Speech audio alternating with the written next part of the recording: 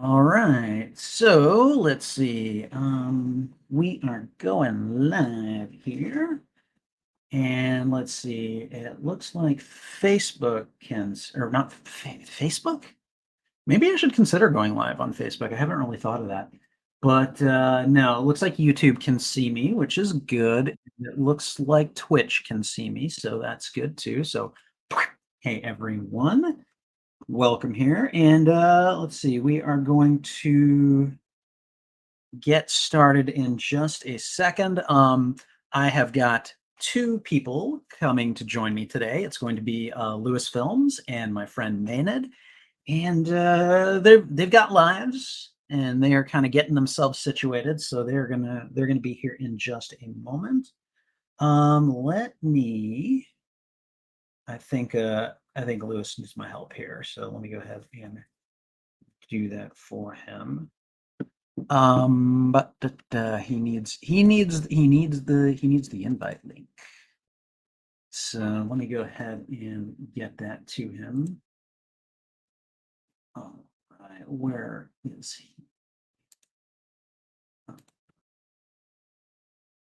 There we go.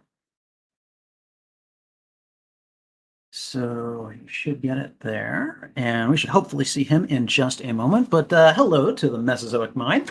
Welcome, good to see you, and thanks for being here today. We're gonna do a fun one today. We are going to do a review, basically a retro review of Andrew Garfield's The Amazing Spider-Man.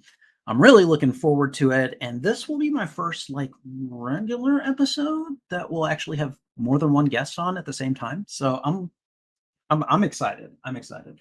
And let's see. We should hopefully be joined by Maenad and Lewis Films any second now. And then we're going to take a few minutes once they get here to kind of get ready, talk about a couple of things, and then we will zip into the podcast. In the meantime, uh, tell me how your weekend was. I had a pretty good one. My nephew came and visited me this weekend, and because of him, I actually have a new web spinners recommendation. I think you guys will like that, and it was a good time. The kid got me to play and enjoy Fortnite, which was a kind of a pleasant surprise. I had played Fortnite before with sort of some of my teens from the library, and I didn't have a very good time with it because I don't know. I don't know that they were interested in teaching me, and I think that that was just a thing that basically they were more interested in playing than teaching me. And I see Maenad right here. How are you doing, Maenad? Sorry for being a touch late there. Oh, believe me, you're not the only one. So, how have you been? What have you been up to? Um, Mostly just work. I understand. I understand. I don't know what it is, but sometimes I feel like the holiday season, I feel like just by existing, it just kind of like sucks the oomph out of me, you know? Like, I don't feel like work has been much busier than it's been the past few weeks, but like, I just am less energetic these days than would like to be. So, and maybe I'm just getting old too. I mean, that could be a thing. So, you know, and you've got a kitty tail in your He says hello. hi. Hi, kitty. How are you? Mine is outside my room. So I had my nephew over this weekend, and he was basically hanging out and staying in the room with me. And Trouble did not like that. Trouble, he was an intruder, and he was not welcome. And so she avoided the room for a while. So Yuki doesn't mind other people in my room. She just refuses to leave it. that's fair. That's fair. And look who else is here. Hey, Hey, hello. How are you doing? Now, Lewis, you and Maynard have not met. Maynard, Lewis he's a Spider-Man YouTuber as well. He has much better output than I do, and really Nah. really good content. And then Lewis, Maynard is a longtime friend of mine. We've known each other probably for way more than a decade at this point. And Maenad is one of the few people I feel no shame in losing a Marvel trivia contest to. They're that good. So it's kind of a really excellent an excellent team we've got here for. Though it was an Iron Man trivia contest, you would kick my butt if it were a Spider-Man one. I don't know about that. I think. I mean, your name is the Spidey Librarian, so I mean, you're not wrong. However, Maenad is got a fairly wider net than I do in terms of Marvel comics. They read what? Not just Iron Man. You also read Spider-Man. You also read other things as well, right? Yeah. I have at times, I was the person with the pull list this thick. Yeah, I used to do that, and then my wallet told me to stop. So yeah, my pull list has gone down considerably in recent years for similar reasons, but also because of wonderful things like Marvel Online or Marvel Unlimited, and other ways that I can catch up on my reading without completely breaking the bank. Yeah, I will say I don't have my Marvel Unlimited subscription right now, but I'm probably going to start that back up again simply because some of the segments that I do for the podcast are they're specifically about reading the comic stories, and it's just like that access is just so easy to have for especially for someone like me that wants to make content off of it. It just is a no-brainer, So and that's a fair exactly amount of go ahead, Lewis. Oh, sorry, I was just gonna say that's exactly why I got it. I got it literally just because I make content on the comics, and it's like so much easier just to read them on there. Like they're all there, all of them. Yeah. And if you don't have Marvel Unlimited, but you do, or if you don't have, the Marvel one, if you do have Kindle Unlimited, there's some Marvel back stuff available through that as well. Oh, right. So, and even the library app has some stuff in it. Not a lot, Useful, isn't it? but it has some. I think your mic's the mic is bad. your mic's having a bit of a. Okay, hold on. There we go. Okay, all right. Does that help at all?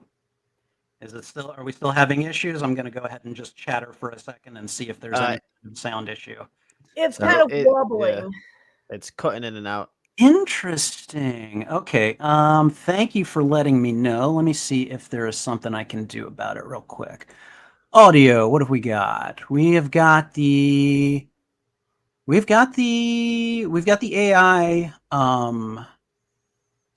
got the AI filter that I kind of need. Let me just see if that helps at all. And maybe that will change things a bit. Okay, I'm going to chatterbox it here for a second and just kind of talk out my little ears and just go on. And I don't know what do you guys think? Is it still wobbly? Is it okay? Did it get any better? I pushed a button somewhere and hopefully that did it. So. That does seem to have helped. Yeah. Okay. Excellent. All right. See, this is what I not only like the audience for being able to do this, but you guys are with me in real time and can be like, no, that's better. That sucks. So I want to tell you guys, Maenad, I'm gonna say that I doubt you play this game because you don't really game, but Lewis, do you play Fortnite at all? I have, but I don't play it. My nephew came and visited me this weekend, and he got me to play and actually enjoy Fortnite. I had played it before with some teens from my library, but like hanging out with my nephew and doing it, I was like, oh my God, okay, this is way more fun. And I think it really helped just kind of embracing the absurdity of the game, because there's one of the vehicles you can get in is a freaking hamster wheel, okay, or a hamster ball or whatever. and I think like that is where the game really kind of got me to latch on. I'm like, wait, I could roll around in a hamster ball and actually stand a chance against people with guns. Okay, all right, I'll give this a shot. And I also actually won a battle royale. Like I was the last person out of 100. It was unranked, but I was pretty happy about it. So That's but one more than I've ever had. So just... because of my nephew's visit, though, I've actually got a new web spinners recommendation for later. Okay, Lewis, I know you're familiar with the web spinners recommendation. You've done a couple. Maenad, are you familiar with it? Have you? Okay, it's a new segment that I've done. It's probably have done about half a dozen of them at this point. And they are essentially recommendations of a piece of media that you're enjoying right now. It doesn't have to be Spider-Man related. It can be whatever. And I think during my last episode, I actually recommended the Dresden Files books. So, but that's a thing that we'll do after the main segment. And yeah, so just think of something that you would like to recommend, and it's pretty easy. It's just something fun and extra that I just figured we could do. The Mesozoic Mind just pointed out that Peter Griffin is actually in Fortnite now. Is he? He's a skin that you can win in the battle pass, and I'm like, I looked at the skin and I'm like, he looks too muscular. So I'm like, I see the face, but like he doesn't look round like he does, you know. And I'm just kind of like, I mean, all right, whatever, you know. So I actually might get the battle pass and try to get it. There's no Spider-Man skins, unfortunately, but you know, I'm sure those would have been really expensive for them to license. No, They no, used to. They have them. It's weird. Fortnite will do collabs, but then they're only for a limited time. They've done several different Spider-Man collabs, but I can't get them because they're in the past, basically. Oh, I know. I hear the web swinging in Fortnite is actually amazing. So Actually, was. It's one of the times that I played it. I played it. Oh, really? I played it when they did it. They did a The first time I played it was when it first came out, and then the second time I decided to play it with some friends was because they did a Doctor Doom event. And you could be like, you could get, yeah. So you could get, so I think there was like 4 powers. So you could get Wolverine's claws, you could get Spider-Man's web swinging. I think you could beat Iron Man, so you get a suit like his blasters and stuff. And then there was another one. I can't remember the other one, but either way, you basically get to play as all these characters. And like there was on the map at the time, there was a place that you could visit during the Royale where Doctor Doom would be and his minions, and it was cool as hell, like really, really cool. So I need to play this at some I can't do that, but like I need to watch people with it. So yeah. Anyways, okay. So I think we're gonna go ahead and get started with the podcast in just a second here, but I wanted to give you guys a chance to meet and everything before we got started. So, and yeah, I think we're gonna go ahead and let me just go ahead and get my script in place. It's really funny because I got up this morning. I took my nephew back to my mom's place. That's where he and my sister are staying. He hung out with me Friday night and all of Saturday. And then so I took him to Jersey Village. Maenad will probably know where that is. And then came back here and then started working on the podcast. So I literally have just kind of been going all at it this morning. So give me just a second. And once we got the script in place, I think we will be good to go. So, all right. Okay. All right. I'm ready. You guys ready? Ready. All right. Here we go. Hey, everyone, and welcome to The Webline, a podcast about Spider-Man and his amazing world. Here, we discuss all aspects of our favorite web slinger in a fun, informal, but informative forum. I am your humble host, the Spidey Librarian, and it is time for another retro review episode. This week, we'll be covering the 2012 movie The Amazing Spider-Man, directed by Mark Webb and starring Andrew Garfield, Emma Stone, Dennis Leary, Martin Sheen, Sally Field, and Rhys Ifans. And I hope I pronounced that name correctly. I don't know. There's a very weird spelling. Anyway, I'm pretty sure it's Rhys Ifans. Reese Ifans. I think so. I don't know. Okay. That's the pronunciation I heard. Okay. Well, you look at it, and I'm like, well, how do I sound this out? I've never seen these letters in this way. So I think it's Welsh. Possibly. Yeah, probably. You know what's really sad? I'm Welsh. I have the last name Goodwin, for God's sakes. So, you know. Anyways, all right, let's go ahead and move on. So this week I am rejoined not by one guest, but two, and you can see them on the screen right now. Lewis Films, my fellow Spider-Man YouTuber, has returned to the webline to helm this review with me, along with another returning guest, my friend and Marvel trivia maven, Maenad. Lewis and Maenad, how are things in your respective worlds, and what have you been up to? I'll let you go first. Sure. How you doing, Maenad? I've been doing all right. Let's see. I've seen the Marvels multiple times because I love that movie so much. It in no way deserves any of the hate it's gotten, but so yeah, work, reading, really loving this new, putting the Mystique storyline back where it goes, or Nightcrawler's origin back where it goes. Oh yeah, I read about that. Lewis, did you hear about that?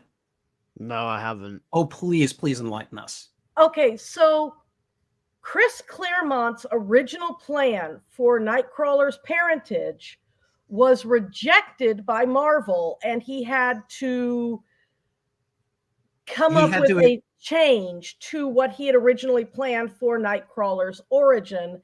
And then we got the whole Azazel as his father thing, and that was never. And Mystique as his mother.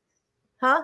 And Mystique as his mother. And Mystique as his mother. Yes. They have now finally set it back to what Claremont had originally intended as his origin, which is that Destiny is his mother and Mystique is his father.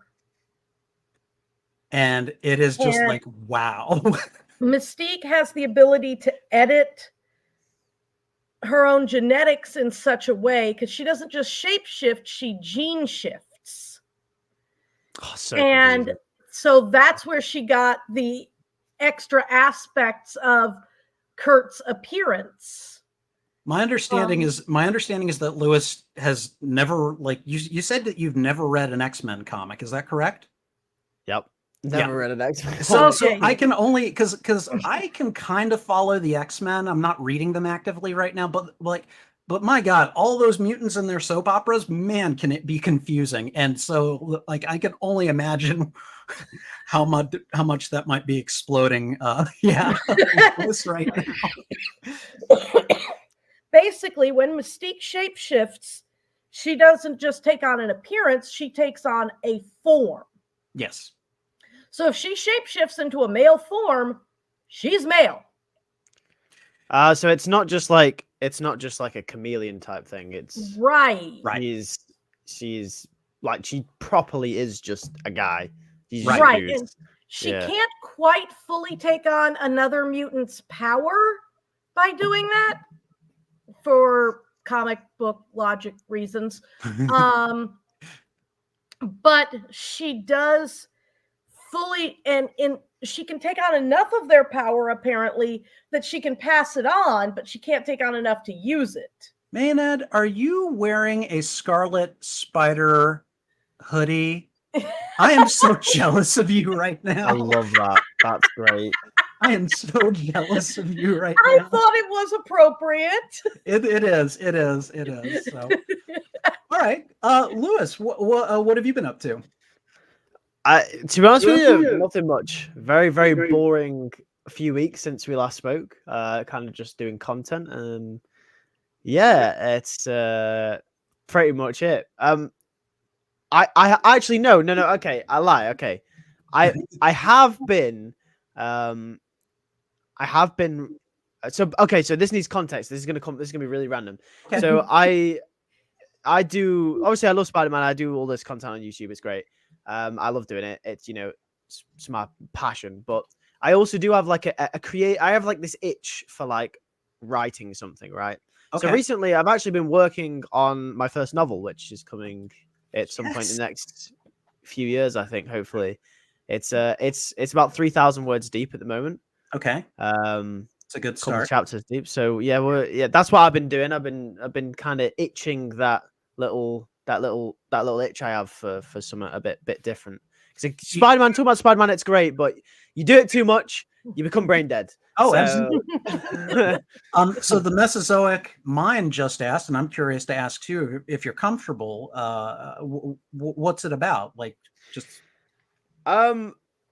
things could change a lot between okay. now and if I do publish it. Okay. But at the moment, it's about the best way I can describe it is it's about the thing is, if I describe what it's about, it sounds very cliche, but it's just I've taken a lot of tropes from sci-fi fantasy, and I'm kind of trying to put a little bit of a twist on them. So it's generally it's just about a female. It's got a female protagonist who overcomes her oppressive father, who is a warmonger, and he's very protective, but he's wrong in his ways. Okay. That's the best way I can describe it. I think at this point in time. Okay. I think. I mean, everything needs a start, and yeah, no, I've tried to write stories too, and you go through a process, and as you go through life, you change, and so some of the ideas that you maybe came up with before maybe they're not as appealing anymore, or maybe you're not that person anymore, and so things do change. So, but damn, dude, that's awesome. Like, I wish you all the luck, and if you want a beta reader, I'll check it out for you if you want. Thank you. I do appreciate that. Especially if you're only 3,000 words in, that's easy. I can get through that real fast. So I mean, it's only a few chapters. But no, the best way I could describe it is I've thought about it now. The best way I could describe it is Rapunzel meets Harry Potter. No, yeah, Rapunzel meets Harry Potter. Okay. That's the best way I'm going to describe it. All right, cool. All right. Okay. Well, I just want to again welcome you both back to the podcast. I love having you here. Also, this would be the first regular episode of the show that I've had more than one guest on at the same time. The first is one that Maenad has actually been in. It was like a spoiler-filled reaction to Spider-Man Across the Spider-Verse. And technically, I consider that like a bonus episode. Like, if I ever decide to monetize the podcast, that would be one of the episodes that would go behind a paywall, which I don't see happening anytime soon, but you never know.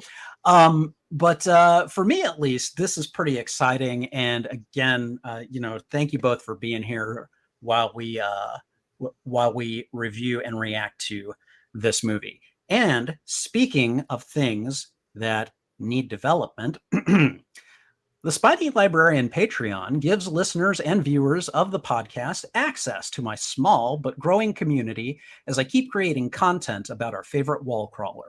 There's currently just one tier, the $5 Spider Society Citizen tier, which will afford members shout-outs on the Webline podcast and on my uploaded YouTube videos, access to the private patron feed featuring extra polls, behind-the-scenes posts, and media of me and my cat, Trouble, and a special role on the Spidey Librarian Discord server, Spider Society Citizen. More roles, perks, and possibilities will arise as we grow and diversify, including early access to videos, patron-only videos and streams, and appearances on live streams and the podcast. So join today and help grow our Spider Society Citizen tier into a full-blown Spider-Man community. I would also like to add, especially for this episode, that I've recorded my first full-length movie reaction to The Amazing Spider-Man, which I watched in preparation for this episode. It is currently viewable exclusively through Patreon. I'm hoping to add to this with future movie reviews, so check it out when you can.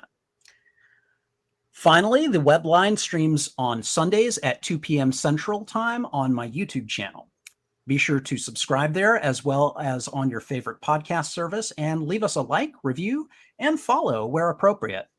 If you're on a service that doesn't carry the webline, let me know by shooting me an email at spideylibrarian@gmail.com, and I'll do what I can to get it pushed out to you. And finally, for those of you here on the live stream with us today, please be sure to thwip the like button and chime in with your perspectives in chat. But before we do a daring dive into our timely topic, it's time to dish on the latest Spiderific developments with our knockout news segment, the Bugle News Flash. All right, you guys ready for some Spider-Man news? Yeah. Let's do it. Okay. Only had a few items this week. Let's see, but the first one I thought was really interesting. So Tony Todd was recently at a fan convention, and he was the voice of Venom in Marvel's Spider-Man 2. He let it be known that apparently only about 10% of the dialogue that he recorded for Venom was actually used in Spider-Man 2. Some of the dialogue that was recorded or that was used in the game suggested that there was a Miles as Venom scenario that apparently was just dropped from the finished game.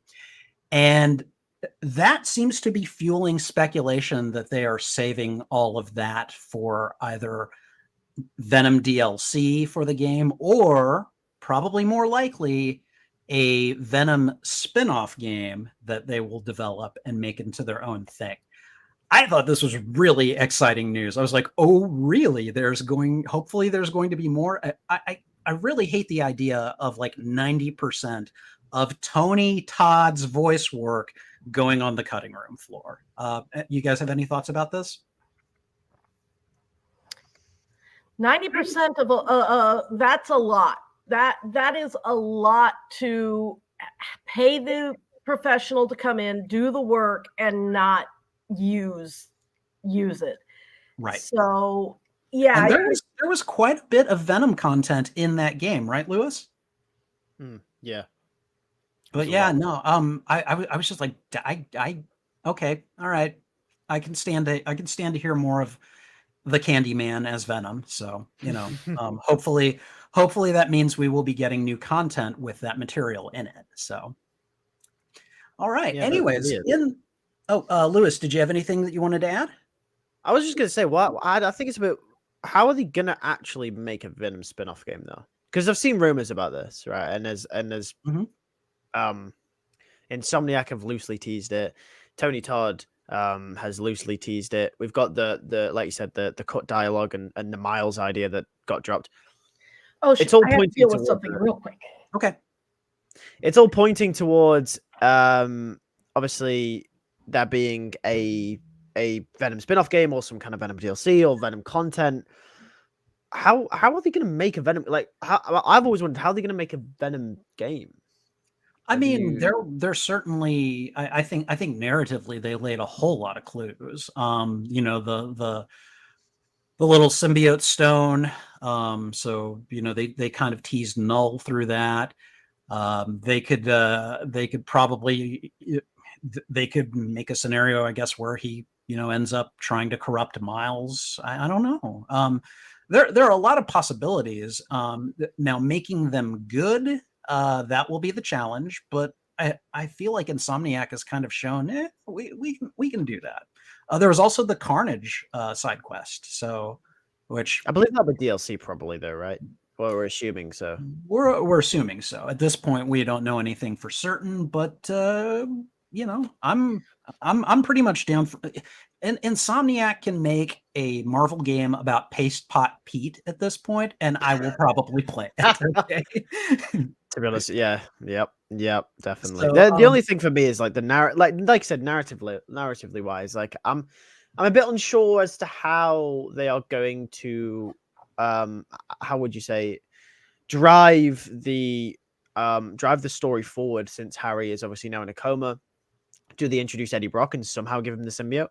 What did they do? I don't know. Yeah. You know, it is open ended in that case, but it's like the symbiote has already happened. You know, Symbiote City's already happened. Like, do they just do this? Like, if the symbiote goes on to someone else, is its goals still the same? Does he change? Like, I find it really difficult for it to go forward in a way in which it doesn't kind of result in the same thing. Like, if Venom shows back up, Peter and Miles are straight on the case. You know what I mean? So I'm really interested to see how they develop that, if that is the case. You know what I mean? So maybe he goes out to San Francisco and finds Eddie Brock.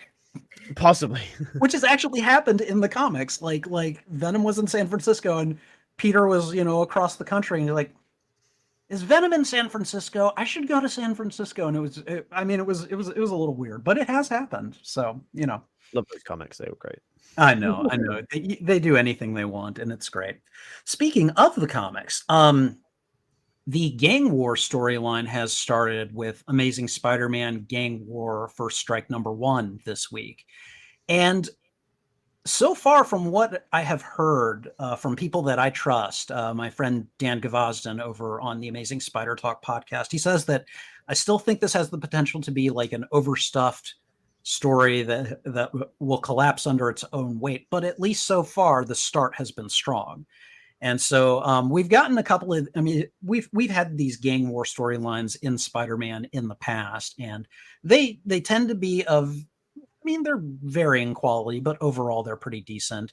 And apparently Spider-Man has pissed off a lot of his allies and is just in a terrible place right now for needing to reach out to other superheroes to contain this thing. And apparently that extends to Miles too. Apparently he has not been mentoring Miles for the last few months, which isn't his fault, but is also like Miles has just been going through a terrible time of it.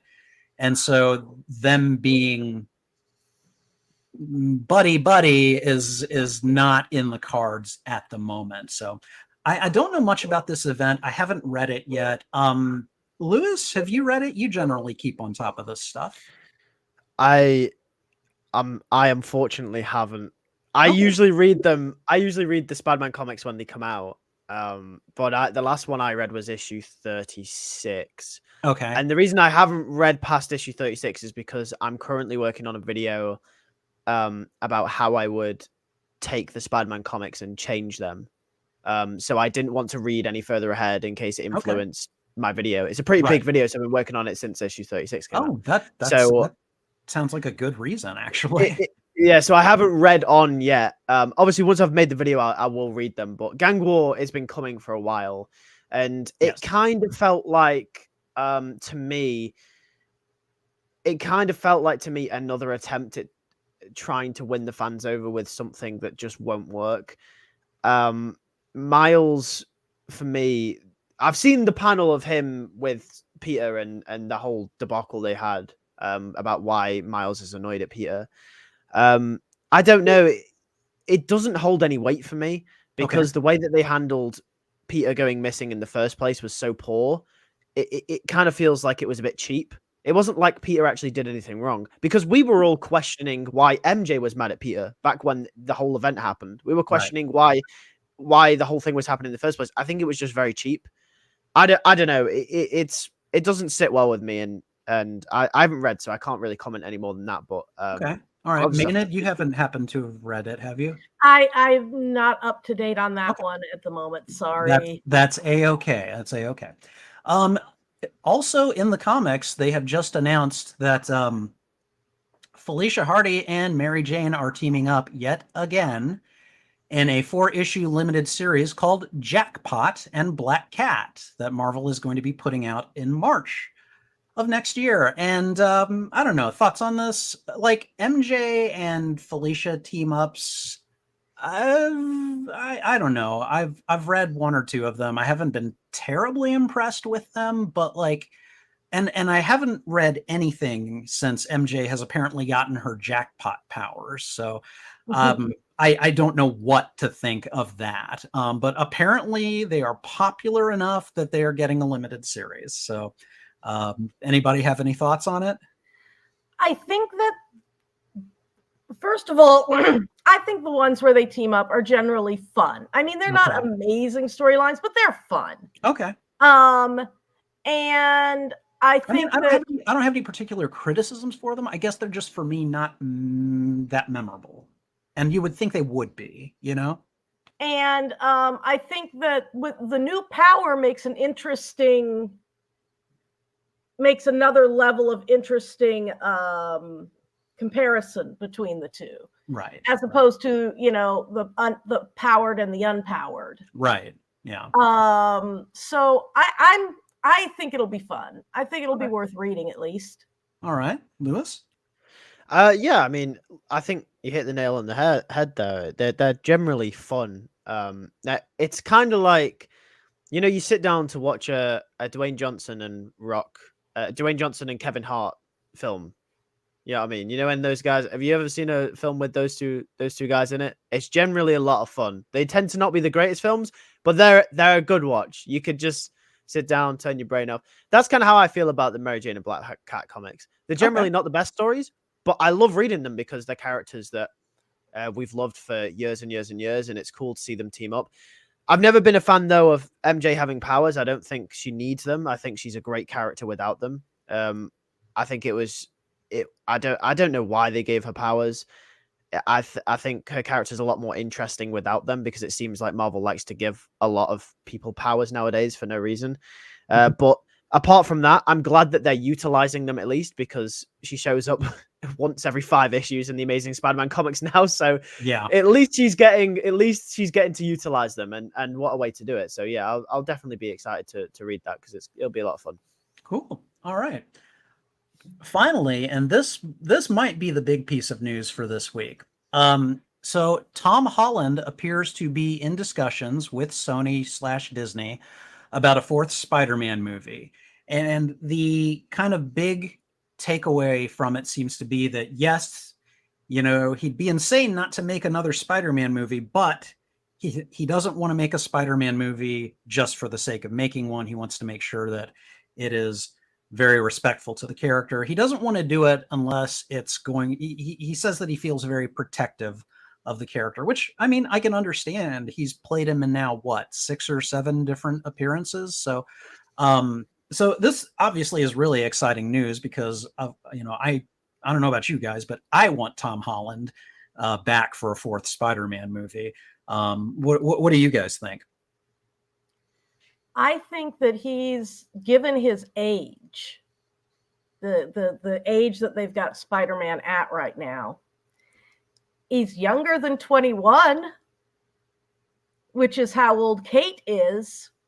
So I think that since they are very much they are clearly doing Young Avengers, I think they could, if they wanted to, slot Spidey into the Young Avengers that they're building, and Spider-Man 4 would be a good way to. I mean, he's lost his friends because they don't remember him. So I love that. That's great. That's amazing. For those of you who are listening, I just held up a picture of that I got with Tom Holland a few years ago. I'm so jealous. Oh my God, that's incredible. I love it. Yes, that's so cool. But yeah, what I'd love to see is him not necessarily maybe talking Spider-Man 4, but also they're clearly building to a Young Avengers, and he would not be out of place hanging out with the rest of the Young Avengers. He wouldn't, and I wouldn't mind seeing that. I think I would prefer they pick up whatever storyline would have merged with the symbiote from Eddie Brock dropping off and being in this multiverse now. And the other thing that I would probably want to talk about is the fact that, yeah, Peter may be in the narrative, he's got to be 18, 19 at this point. Something like that, yeah.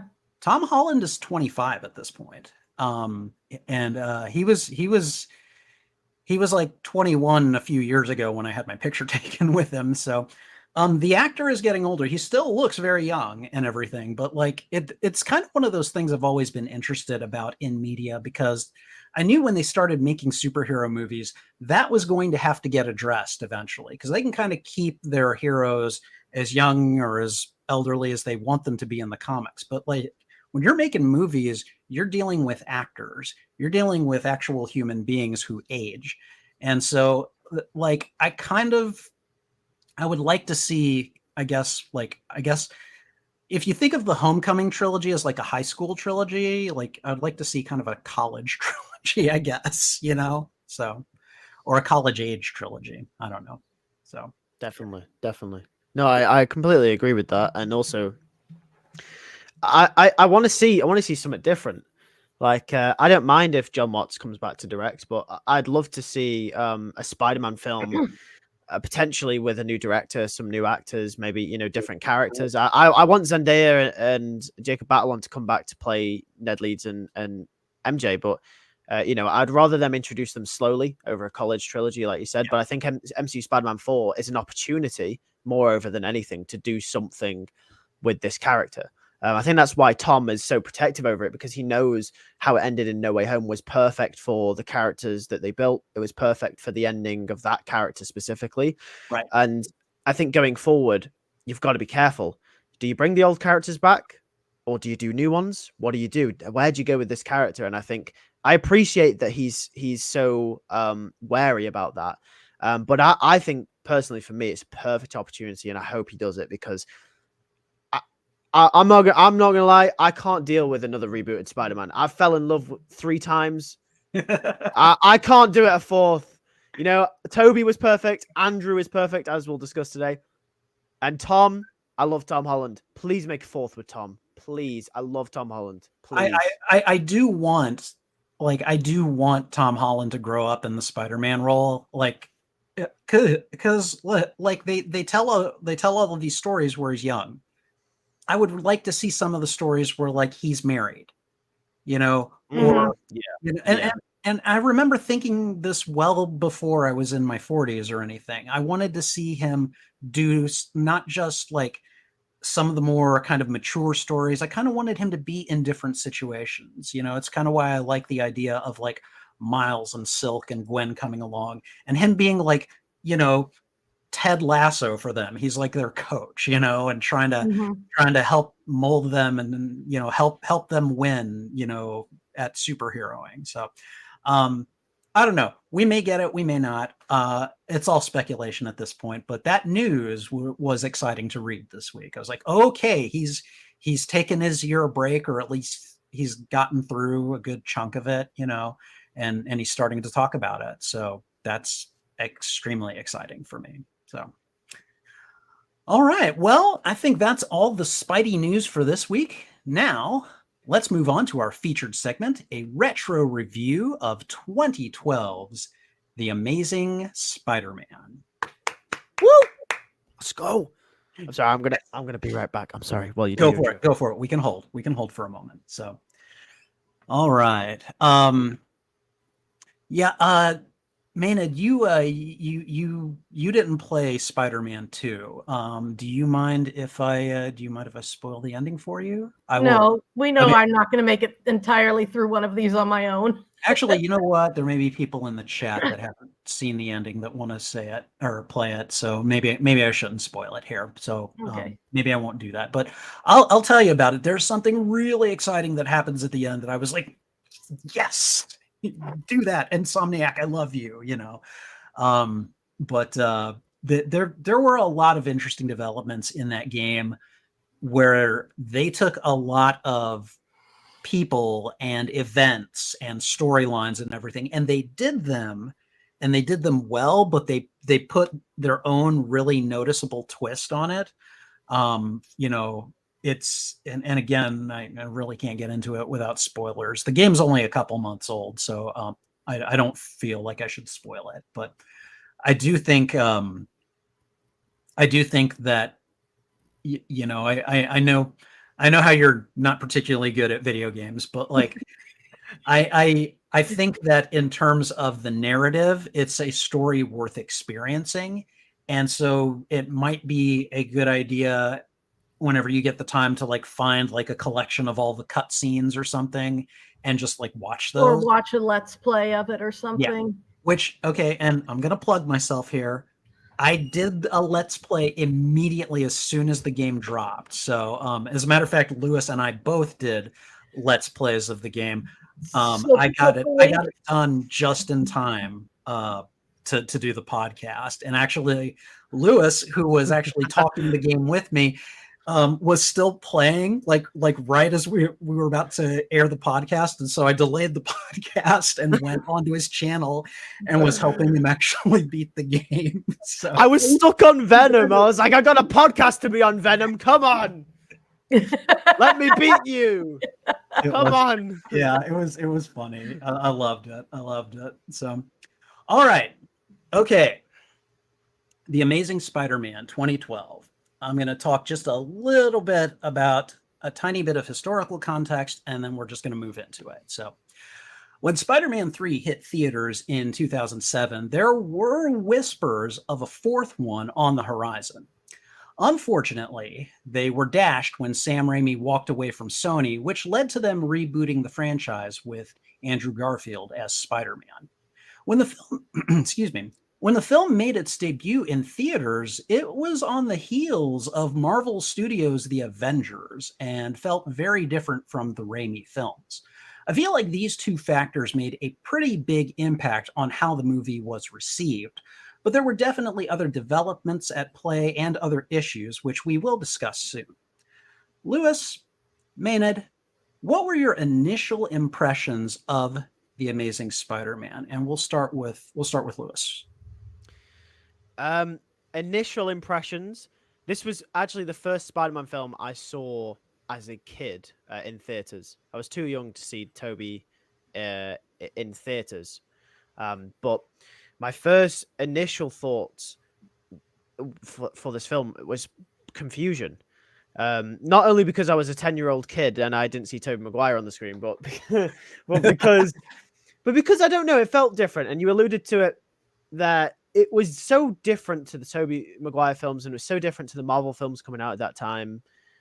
It was different, and I didn't like it. I thought the suit didn't look anything like Spider-Man, and I didn't really understand that was because the tonality of the film was completely different, in which I appreciate nowadays. But back then I thought, what is this? Why is it so dark? Why is it almost, it's a bit weird. And yeah, but then later on in life, I've come to appreciate this film more. In fact, it's probably one of my favorite Spider-Man films of them all. Nice. Because as I've grown up, I've become more interested in romance, and romance is a big. I'm a big lover of romance in fiction, and that obviously the Amazing Spider-Man films, especially, are very known for Andrew Garfield and Emma Stone's chemistry, and I'm sure you guys will talk on this as well. It's a staple of these films, and especially this one, and the tonality fits, it works, the suit fits in the universe. And I kind of backtracked on everything that I'd first initially thought, and I went through this really deep understanding with this film and come to appreciate it for what it was. Very nice. I like that. Maynard? So, I mean, I actually liked it quite a lot when it first came out. But on rewatching it, I think I realized. So yeah, when it first came out, I liked it. The last Tobey Maguire film, I had not liked. And so I felt like this was a good return to. I felt like this was a better Spider-Man than the last Tobey one. Okay. So that had me in a much more positive frame of mind for it. Okay. I remember feeling like it had been a lot of fun. All right. Okay. Oh. All right. It's a movie that I feel is filled with contradictions, both good and bad. So it's definitely a Spider-Man movie that has its enjoyable points, and it's a Spider-Man movie that kind of made me, especially when I last watched it just this week, I was like, why did they make that decision? And we'll get into all these in just a second. I think what I'm going to do now is we're going to move into just a quick plot summary and talk about that and some of the themes. All right. So the basic plot of this movie is, of course, that Peter Parker gets bitten by a spider and gets spider powers. This spider, however, it's an Oscorp spider, and he gets this spider bite by finding material that his dad had left, and he got Dr. Connors' name, and Dr. Connors works at Oscorp. So Peter, being the degenerate teen he is, steals some poor intern's badge and basically uses it to get into Oscorp's facilities, and then finds his way to Dr. Connors. Along the way, he gets bitten by the spider, gains the powers, and then has to basically figure out, after meeting Dr. Connors and helping him with this equation that he had been working on with Peter's dad, basically that equation helps him to figure out how to, progress in the work that they had been working on when his dad suddenly pulled up all of his roots and took his mom and just left Peter with Aunt May and Uncle Ben. In making that progress, Connors figures out that he can regrow his arm. He uses it on himself after the patsy at Oscorp tells him they're going to shut down his project, and starts to become the Lizard. During all of this, Peter develops a relationship with his classmate, Gwen Stacy, and a fairly contentious one with her father, who is the chief of police in their precinct, or something to that effect. And what we get is Peter figuring out that Connors is the Lizard, trying to get help from Captain Stacy about it, and getting help from Gwen along with it all. During the fight, Captain Stacy is injured, a la, what is it, Amazing Spider-Man number 89? Except in that comic, it was Doc Ock that had inadvertently killed Captain Stacy. And he basically tells Peter, look, I get that you're helping, but you're going to make enemies. Leave Gwen out of it. And Peter looks like he's going to leave Gwen out of it until the very closing seconds of the movie, when it's like, yeah, maybe I won't. So that's kind of my recollection of it. Do you guys have anything that you would like to add to it? I think that's pretty much it, isn't it? Okay. All right. What were some of the, I guess, what were some of the scenes, some of the themes, some of the just parts of the movie that really stood out to the two of you? To me, I think one of the things about this one and also the second one, both of the Andrew Garfield films, is the scenes that I remember the most from them aren't necessarily like the character-driven moments or the acting moments. What I felt like what stuck with me from these films are some of the visuals. Go on. The moment where all of the cranes turn in so that he can use them to get to where all the lizards are on the tower. That is this film, right? Yes, it is. Yeah, I'm like, I just watched this and everybody's kind of giving me this look. I'm like, did I watch the wrong movie? Shit. And we're just that moment where all of the cranes turn in, and the crane operators are like, we're going to help him, but just the visual of the cranes turning him and him using them it looks like a comics panel. That is a fair point. And Okay. it's a thing that they do several times in these films. Is it's not quite the moment where you have, like, in some films where they'll literally do a panel and they'll freeze frame on it for a Hulk moment so that 2002. you can see it kind of become a panel. They never quite do that, but they still are very good. And it's clearly very intentional that they're framing a moment where you see the comic panel that this would be, but it keeps moving through and being a movie. And so in many ways, I think these ones were very much deserving of the concept of a comic book movie. Even more than some of the other ones, because I had that sensation a lot in watching this, of going, oh, this is how that panel is constructed. So the cinematography and the direction on these films really leans in on what does a comic book panel look like, how are they arranged, what's the visual structure. I definitely agree that scene is that particular visual that you mentioned is very striking and very memorable. Visually, it looks fine. I do have issues with that scene narratively, but that's an entirely different thing than what you're talking about. Lewis, what are some of your impressions of the movie? What sticks out for you? I'm gonna be very basic and say the romance. Only because I Okay. love Andrew Garfield and Emma Stone, and I'm a big sucker for romance, so I love romance stories.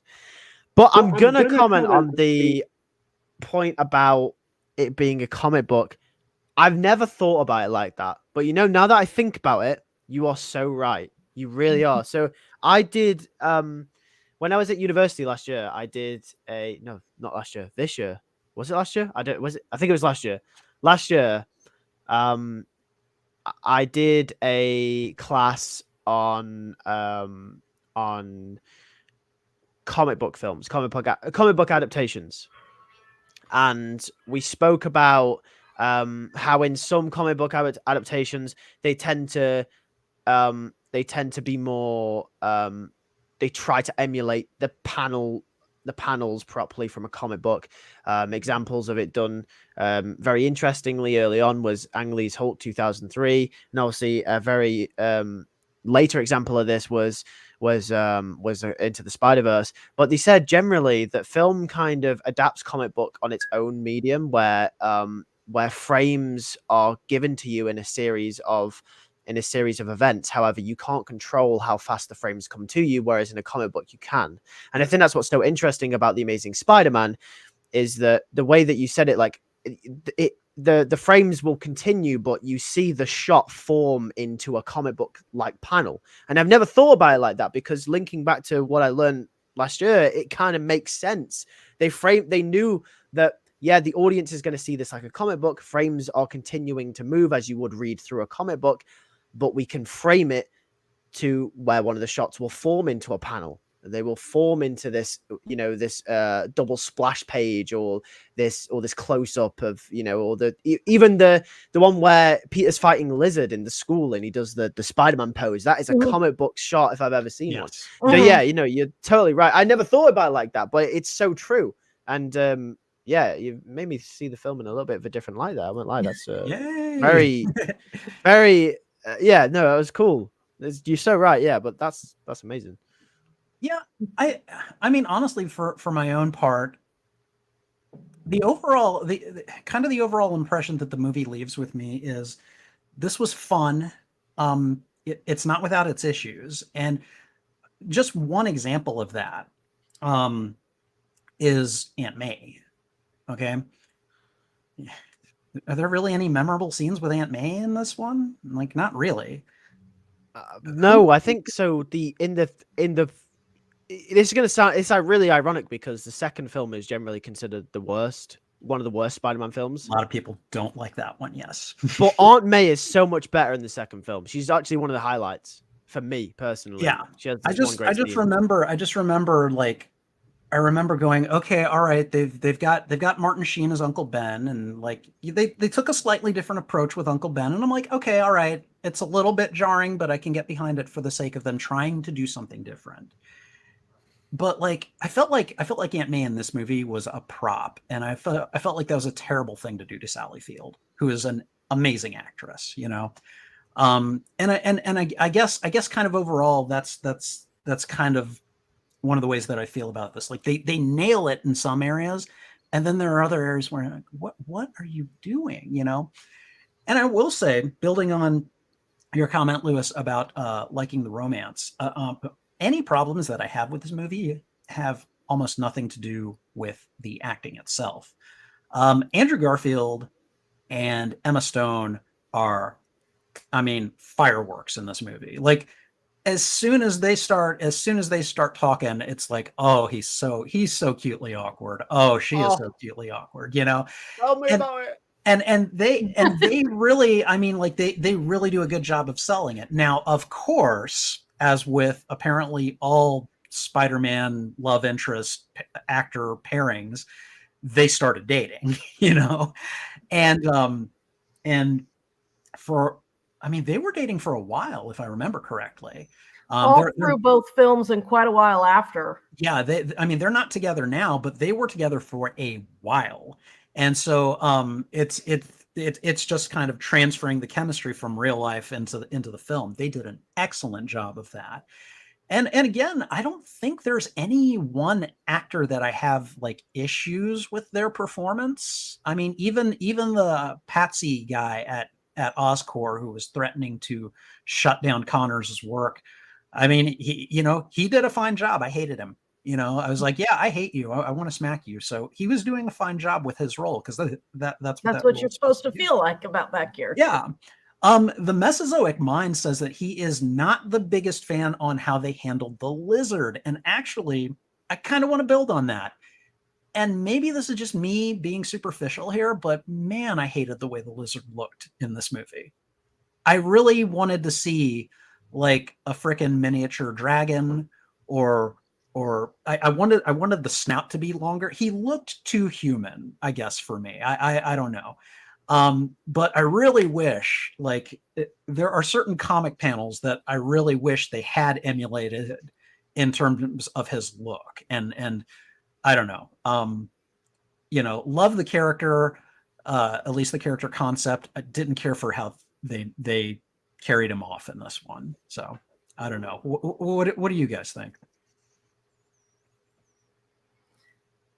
You're free to disagree with me. I promise. I mean, I think what they were going for was I think the reason they left him a little bit more human is they were trying to lean in on, they wanted us to hit Uncanny Valley. They wanted us to have the creep factor of it's human but not. And I don't think they landed where they wanted to. But I think I know what. And the other thing is they also wanted to preserve the ability to do expressions. And given where we were at with CGI in 2012, to get really good expressions at the budget that they were working on, you still needed slightly more human to put the animation on too. That's fair. That's fair. I mean, even if you look at the change, a few years later, Guardians of the Galaxy, if you look at the changes in how expressive Groot is over the course of those films, you can see, and that is a fairly human-based face to a lot of extents, but you can see how our ability to map expressions onto less and less of a human undertone has grown. So I think part of it was they were trying to keep the ability of the actor to emote. That's a good point. That's a good point that I'm willing to acknowledge. So yeah. All right. Let's get into character analyses. Let's start with Peter Parker. Let's start with Andrew Garfield. what did you guys think of Andrew Garfield's Peter Parker? What did you like most about it? What did you think could have been changed? Maenad? He's just a little bit too smooth. That was my biggest issue with. He's just too cool. Andrew Garfield just can't tone down. He goes for adorkable, and Sometimes it lands. And sometimes it lands on adorkable, but a lot of the time he's just. That was always my one complaint with him as Spider-Man is he was just a little bit too smooth. He was just a little bit too cool. All right, Lewis. I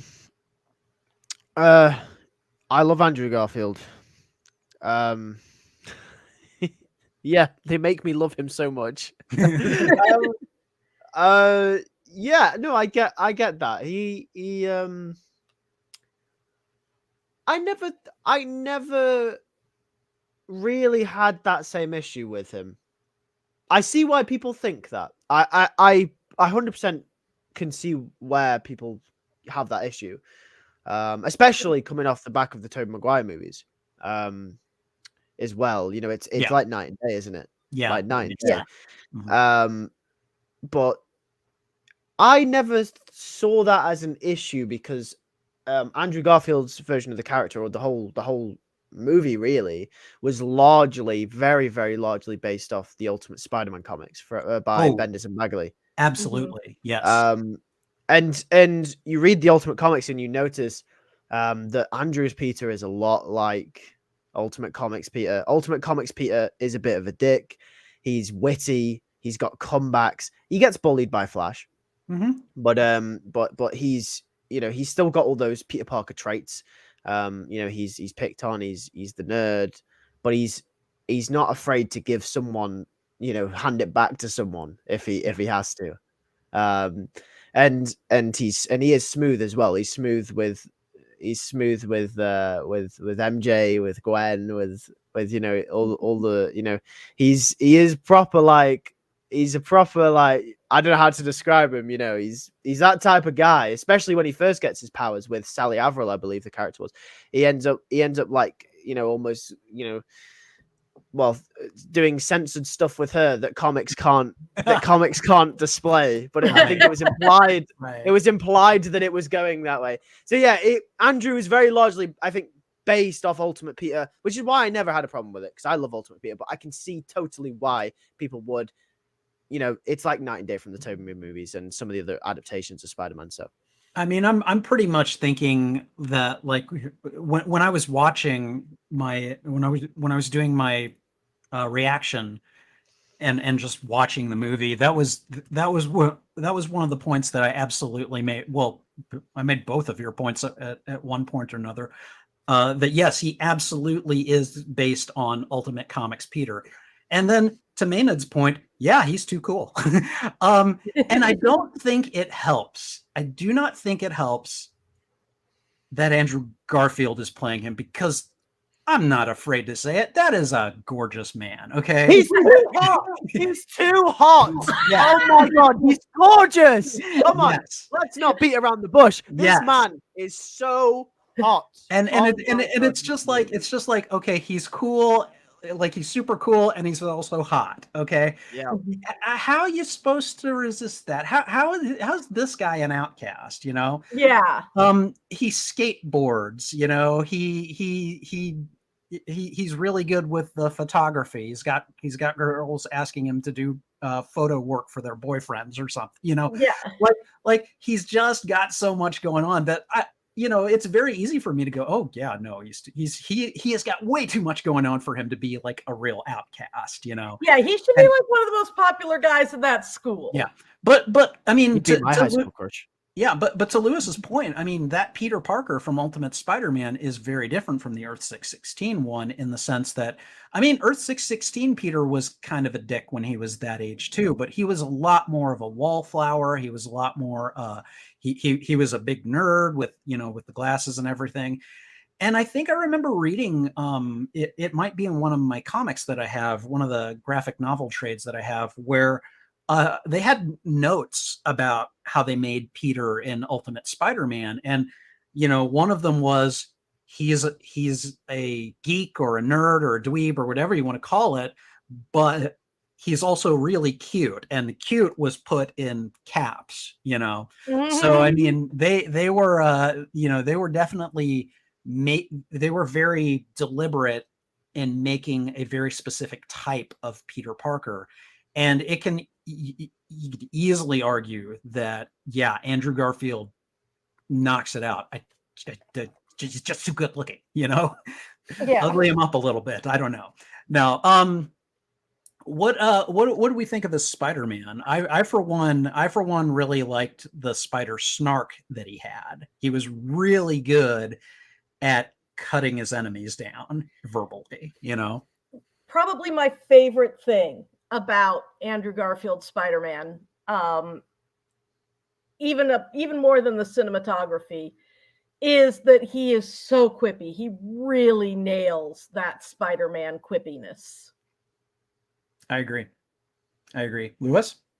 My weakness, small knives. Yeah, Yes, he's great. Joke. He's great. I love it. He's great. I love him. No, he's amazing. Unironically or ironically, he's great. No, he is. Andrew Garfield as Spider-Man. Just I love him. Yeah, and I mean, like, I feel like I think I've said this before. If I have issues with this movie, it's not the acting. But if anything, I'm gonna jump ahead to No Way Home for a second here. But if anything, No Way Home showed me just how much more I would have absolutely adored Andrew Garfield if he had been given better material to work with. Like the whole, like, your parents are secret agents thing was just like and in this movie, I think you only see that at the beginning, and then it gets brought up occasionally with Connors and stuff like that, but it's there. And I was always fascinated, not necessarily in a good way, at Sony's decision to really kind of like spin this element so prominently into the narrative. Because really, when you come down to it, Peter's parents really are Uncle Ben and Aunt May. Yeah. And I really appreciated, this is one of the things the movie does really well.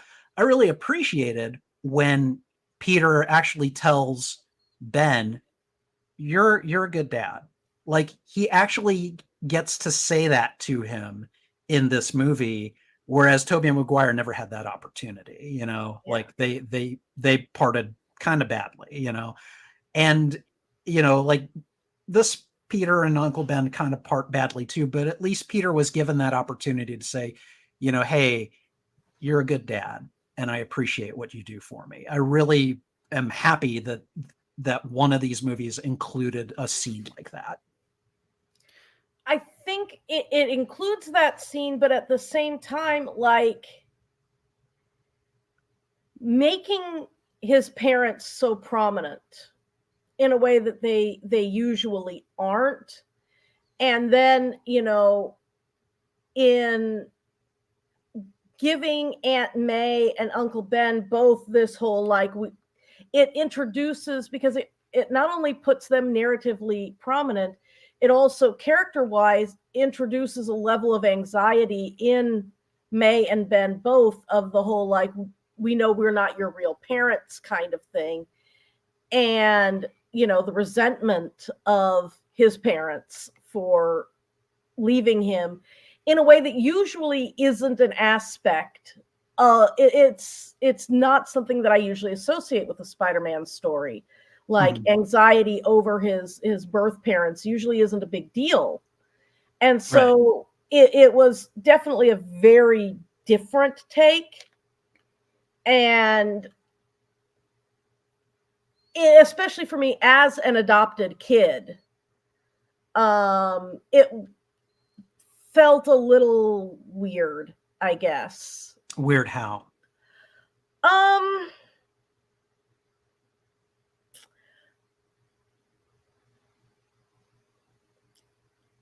Too much and not enough at the same time. Okay. In terms of, processing his connection to May versus his, Of course, this is a kid who knew his parents and they just disappeared, which is different. But yeah, there was that whole element just rang emotionally odd to me. All right. Okay. Lewis? I'm not generally a fan of Peter's parents being used as a story device in Spider-Man media. However, in The Amazing Spider-Man, I think it fits with the tonality of the film. In most cases, Peter's parents are vacant from when he's very, very young. In this case, it was when he was like 10, I think, or 8, was it 8 years old, 8 to 9, 10, whatever it was. He had to be like 8, He something was, like yeah. that. Yeah. He would have been able to remember them. Yeah. I think it worked well because the whole obsession over Peter's parents and that plot, trying to find out what Richard Parker was up to, what, who Mary Parker was, whatever, the whole unlinking it to the Oscorp stuff. I think it works in a sense that you'd assume that Peter would want to uncover who his parents are when he's lost them at an age where he could remember them. Like if this was a Peter Parker who lost his parents when he was 1 or 2 years old, I don't think he'd care. I think he'd probably see Richard Parker the same way he sees Norman Osborn in this film, or Dr. Connors. He'd see them as someone that, doesn't really, he's that they were just someone that worked at Oscorp. Right. Which, because obviously they changed the story in this way, I think it works on a narrative level of including them, making them relevant in the modern, when Peter's in high school. I think it does work. And also I want to point out, obviously I don't want to jump to The Amazing Spider-Man 2 because we want to focus on this film, but there's a really nice scene where I think a lot of the problems with Aunt May in this film are fixed, where she's with Peter in his bedroom and she says, and she's kind of breaking down because Peter's still obsessively trying to figure out what his father was doing, continuing the same story. And Aunt May's like, no, you're my boy. You're my boy. You remember I brought you up. You're my boy. And it's this really nice moment because it's like, yeah, Aunt May is his mother. Yeah, like, really, she is, and she's letting him know, like, you can move on. And I think that was a really nice scene because that's kind of how what she was trying to express during this film and trying to make sure protect him from his father's secrets. But I do think it works. I think it does work. It's one of these. If it wasn't for the whole Chosen One storyline that they decided to do with the Oscorp stuff, I think the Richard Parker and his Peter's parents plot works quite well on an emotional level. I think generally. Okay. It worked for me. All right. Okay. Excellent. Let's move on to let's move on to Gwen Stacy. Let's move on to Emma Stone. I'm just gonna say, when I first found out that they were going to do a Spider-Man movie that actually featured Gwen Stacy, I was like, oh, thank God. And then I was like, oh. because it's like, unfortunately, you can argue that it's changing now, but you could also argue that Spider-Gwen is a completely different character too. But you can't argue that she comes from that iteration of Gwen Stacy. If you didn't have that iteration of Gwen Stacy, you would not have Spider-Gwen. However, it's like that Gwen Stacy, people know what's going to happen with her. Yeah.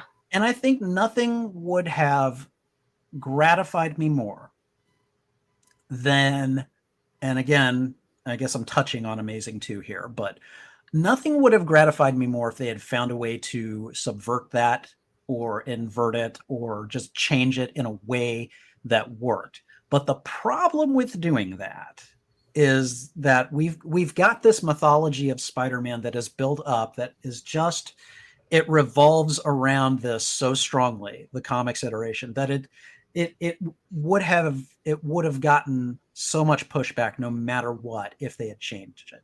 Gwen Stacy, unfortunately, for better or for worse, is fated to die in these movies. And so with that said, when they cast Emma Stone, I was like, oh, that's a good cast. And I'm like, wow, she will be a memorable lost love for Peter. Like I do remember thinking that at one point, but god damn, she's adorable. Like when she is crushing on Peter, one, I mean, we made talk about how like smooth Andrew Garfield is, girl was pretty damn smooth with him though too. She like, I think at one point when he was like in trouble, and his Uncle Ben was yelling at him, and like he was not looking good, and she just kind of comes up to him and is like, you like Branzino? You want to come and have Branzino tonight? And it was just like, it's like, okay, girl, that damn, that was I hardly noticed that. That was really well done. I don't know. They're both adorable. They are both ridiculously, again, I feel like the chemistry between them is so much better than Maguire Dunst in the Raimi films. But like, she is very clearly a memorable figure. I like that she had this kind of little competition with Peter. She's like, oh yeah, no, you're not the valedictorian, you're the salutatorian. She's like, no, I'm better than you. I'm ranked higher. It was her way. I felt like her way of being his equal, even if she didn't have spider powers. So I don't know. What do you guys think of her? I mean, I loved her. So I think you can definitely see the seeds of like you said earlier. You can see that how this person with different events in her life could have become Spider-Gwen. Mm-hmm. Like you can see the strength in her, the heroicism in her, that she has that capability. That she has that, and yeah, she does. She's so smooth with him too. She's got a strength to her that I really appreciated. Yeah, Lewis. Yeah, I totally agree. You actually bring up a very interesting point about the whole Gwen Stacy subverting expectations situation that they had to handle, because this is something I pondered for a while, and I made a video on it not too long ago, but it's been something that I've been discussing with many fans of Spider-Man for a while, but people always have different takes on it. But generally what I see is like, you can't, if you're going to do Gwen Stacy, you can't not kill her in some form or another. You can write her out of the story, kind of like how they did in Spider-Man Life Story, or you can, you can move her to a different part of the country or something like that. But it never works as well as if you kill her, because the idea that Peter Parker has lost his first love, his true love, and yeah, Mary Jane goes on to be a soulmate, or however you want to consider that relationship. But it's like, there's always that regret, and his actions going forward, how he treats his relationship with Mary Jane and how he treats his relationship with other characters, is so informed by the death of Gwen Stacy that you can't leave it out. You have to kill her. You have to kill her for Peter's sake and for Gwen's sake. And it's always been this part of the story that is so annoying, because Gwen dying and the whole fate and the tragedy is such a good idea, and it's so sad, but everyone can see it coming. And I think this is exactly why Spider-Gwen was born, because they needed to do Gwen Stacy in a different enough way to where she doesn't die. And you know what's crazy to me? You know what I think's mental? They even alluded to Spider-Gwen dying in Across the Spider-Verse. There was that like scene where Spider-Gwen's like, doesn't always work out for me. It's like, you're not foreshadowing you're gonna die too, are you? Come on. You just give me a version of Gwen that isn't gonna die and you're gonna kill her too? I mean, I got the impression that it doesn't always work out for me was her acknowledging that in every other universe, where she isn't Spider-Gwen, she's Gwen Stacy, and in every universe where she's Gwen Stacy, her ass dies. Like, if she doesn't get the spider powers, only she or Peter can live. They can't both be alive in any given universe. That's a good way of putting it, actually. 'Cause it, Do you could mean think? Do you that think? Do you think there could exist a multiverse where that could actually happen? Actually, apparently no. I not. guess one does exist. One does exist. What's Oh, that? The House of M. Ah, House of M. that's what right. mainstream universe? Basically, they need Wanda. A mainstream. Okay, is there a mainstream universe where they both No, coexist, like an ultimate universe or a No. 616 or a Garfield Okay. universe or a But MCU? Or... I guess what I'm getting at is that could there be one? You know, I'm If thinking that if there the could. I'm just thinking that it's not something that would easily be attained. if there's Spider Gwen and You know, Spider Man in the same universe, then yeah, I think so. a Um, multiverse, I guess. if they're Peter Parker and Gwen Stacy in the same universe, then yes, but that wouldn't be a very interesting story, would it? So if they're both Spider-Man and Spider-Gwen, then I think possibly, because then it's kind of like have you guys ever seen the Marvel Spider-Man cartoon, the one that came out in 2017? I think I've watched one or two episodes. I haven't been very impressed with it. Yeah, so it's basically just a show tailored at teaming all the Spider people up. It's got Peter, Miles, Gwen, Anya Right. Corazon. There might be someone else in there. But essentially, it's all the Spider people in there, and they all coexist together at the same time as Yes. high school students. Yes. They could do something like that. It wasn't the most popular idea I think on the fans, but I think in a world where they both survive, where she becomes Spider Gwen, Peter ultimately is a very different person. Oh yeah, I can totally see yeah. that. Because Yeah. he's somebody who, he has the love of his life crime fighting beside him. So he's not the, there's still the Uncle Ben tragedy, but without her tragedy, I think he's much more open to other people. I think he has that level of, I don't think he has that level of fear about everyone, that anxiety. He's basically Pav from Across Yes. the Spider-Verse. Yeah. Yes. Yes. Like, He and becomes it's Professor Bug. funny. It's funny too because like when Miles jumps in to save him, and essentially succeeds at doing that. I remember thinking this is Miles protecting the kid in a lot of ways, like protecting that version of Peter or Spider-Man or whoever, like from having to deal with that, and whether or not that's a good thing is up for debate, I suppose. But it was nice to see it happen. So. No, yeah, the thing is, it's like a big part of the appeal of the Spider-Man character is what he can lose. Yeah.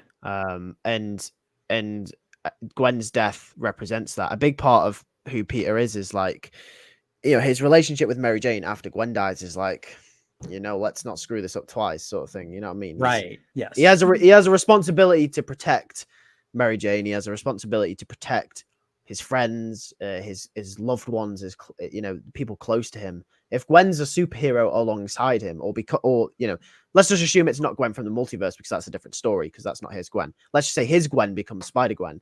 Mm-hmm. It nullifies a little bit about the whole Uncle Ben story and who Spider-Man is as a character, and the same would go for Gwen. On her universe, if Peter ended up becoming Spider-Man, it's the same sort of thing. Like Peter Parker dying in Gwen's universe when she becomes Spider-Gwen is a big part of what makes her Spider-Gwen. So it works in reverse as well. I think you can't have one be alive without the other one dying. Right. It does. I don't think they can coexist unless the multiverse affects enables it. Yeah. Because otherwise they'll be completely different. They'll be much less. And it's interesting because we talk about Gwen Stacy, Uncle Ben, and Bucky Barnes, the three deaths that can't be undone. And then they undid two of them in various ways.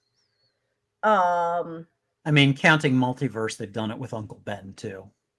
So, yeah. No, they're trying really hard to undo Gwen Stacy. I think Uncle Ben's too far gone, but in the in the 616 universe, they're trying so hard to undo Gwen Stacy's death. You can tell around every major story that's based off some kind of tragedy happening to Peter and him revisiting memories is always Gwen Stacy. They're always trying to bring it back, loop it back around, and I'm getting terrified that one day they just say screw it and do it. They tried to do it with the Clone Saga back in the day. Luckily, they didn't go through with it. They just brought Gwen Stacy back for Judgment Day in Zeb Wells' run in Amazing Spider-Man. Don't know if you guys are familiar with Judgment Day. Not that one, no. It's basically people get judged. Basically, a being comes to Earth, and all the heroes are judged on their like moral compass. And if like 50% of them are swayed one way, then the planet gets destroyed. But essentially, it's like how you would react to past trauma or something along those lines. I only read the Spider-Man one, so I have a limited understanding of it. But basically, Peter sees Gwen, and Gwen Stacy's in, and then there's one moment where Gwen comes back for a few seconds. She gets reborn for a good 10 seconds, and Peter shares a moment with her, and then she dies again. And I'm just like, oh no, please stop! You're getting too close. I'm not too crazy about this. The way you're framing it, I'm like, what? Come on. It was written pretty well, but it explored the trauma and Peter's effect and Peter's reaction to it pretty well. But I can't. My only issue with it is that we've seen it a million times. Every single Spider-Man writer has tried at some point to lie on that Gwen Stacy track. It's like, move on, just come on, let's do something else. Let's talk about the villain. Let's talk about Kurt Connors, the Lizard.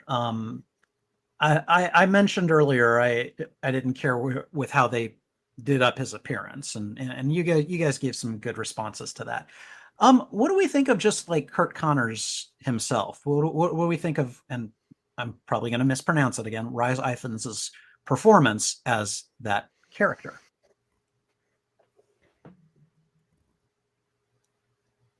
Okay, I guess I'll go first. I mean, to be perfectly honest, and I'm not looking to denigrate anyone here, but I will say he was perfectly fine, but it wasn't particularly memorable for me. I mean, I felt like there were a lot of beats that he had that he handled the way they were supposed to be handled. Oh gosh, I found a cure or a possible cure. That's really exciting. Oh God, do I try this on myself, a la the Green Goblin, when they threatened to cut my funding. I think the one issue that I had with him, and he was in his lizard form at this point, is when he was taunting Peter Parker. He's like, poor Peter Parker, no parent, and it was like he was trying to do a really slow tongue twister or something. And I'm like, dude, one, you're just being a dick. And then two, what's with the alliteration here? Aside from that though, like overall, when I think the Lizard, that to me is supposed to be a very unforgettable villain, and during the fight sequences, he was a very valid threat to Peter. But Connors himself, I was just kind of like, okay, he's there. And that's, really kind of all I thought of him. I have a lot more sympathy for Dr. Connors in the comics than I, in the sense that I remember and care for this person, like as a character. I had a hard time really getting that from this actor who wasn't doing anything wrong. He just didn't really I didn't really latch on to him. They didn't give us a lot of bonding beats of them being friends before. I mean, we got a little bit, but it didn't play very deeply before we started getting him being the Lizard. Yes. And I lay that squarely at the feet of Sony. I'm not saying that was the actor's fault or anything. That was squarely Sony's bad, in my opinion. But he I guess part of it is that he just didn't have much to do, Yeah, we didn't get a lot of character beats from him. We didn't get a lot of emotional bonding. And there's been this trend, and maybe this is just Spider-Man villains, but so many Spider-Man villains have like run off the second evil voice taking over. That's just like Green Goblin, the Lizard, Doc Ock, Electro, just over and over and over again. The Venom, really. Venom is like the physicalized version of the evil voice. Right. Yeah, they've designed it that way. Yeah. But that is what a Spider-Man villain is somebody who was a good person who is exposed to power, gains a power, and lets the evil voice of the power take over. Right. Which is what puts them in contrast to Spider-Man, who gains the power and doesn't let the evil voice take over, but doesn't really until Venom doesn't really have an evil voice that he's contending with. His power doesn't. It came with temptation, but it doesn't come with the evil voice. That's something that I've kind of thought about, but I haven't made the connection all throughout. But it's compelling. I mean, there are some exceptions, of course. There's Sandman. There's comic book Doc Ock, who was just a jerk from the get-go. Mm-hmm. And there's Mysterio, I guess. There are exceptions, but it is a very common through line that really, it's like, wow, that kind of smarts to hear, No, I never thought about it like that. You're very right. Just never really thought about that. Note to self: if you ever write a Spider-Man story, don't do evil voice. I think the whole, I think definitely in this film, Peter Parker's internal evil voice wasn't pronounced very well, I don't think. But I think in the comics, I think now that you mention it, that is something they do in the comics, or at least they try to do, because they have a lot of, Peter Parker narrates his own stories a lot of the time, doesn't he, with the captions? Yeah, he does. And I think because there's a lot of those where, you're reading a Spider-Man book and he's like, I could just kill this guy and everything would be fine, or I could just not do this crime and everything, or go save this person and everything would be fine. I could just go and see Gwen, but then this person would die. And it's like he is battling with the idea that he could genuinely just get his own way. Yeah, but he never has. I mean, most of the time, I feel like he has more uncertain voice than evil voice, or maybe slightly selfish voice than actively evil voice. Like, and that's kind of like a devil on your shoulder type of thing. Yeah, he never goes like, I could turn the whole city into spider people. For whatever. That's true. No, so I guess in that sense, it's more like you're saying there's a separate entity almost communicating with the villains, and in a sense, like it's like in Spider-Man 2, for example, with Doc Ock, it's like Doc Ock, the arms are like talking to him in a way, even though it's his own, even though it's him talking to himself, we perceive it as the arms talking to Otto Octavius directly. Well, there is an AI running the arms. Yeah. Isn't there? Yeah. And then if you go back to like Willem Dafoe's absolutely brilliant Green Goblin. Oh yeah. Clearly a separate voice. Oh yeah. Clearly a separate voice. And with Connors, you don't get as much of the lizard voice as a separate, but you really do have. You don't get as much of it. It's not as done. Yeah. As in some of the others, but it's definitely there. Yeah. During my reaction, I was like, oh god, it's Willem Dafoe over again. Yeah.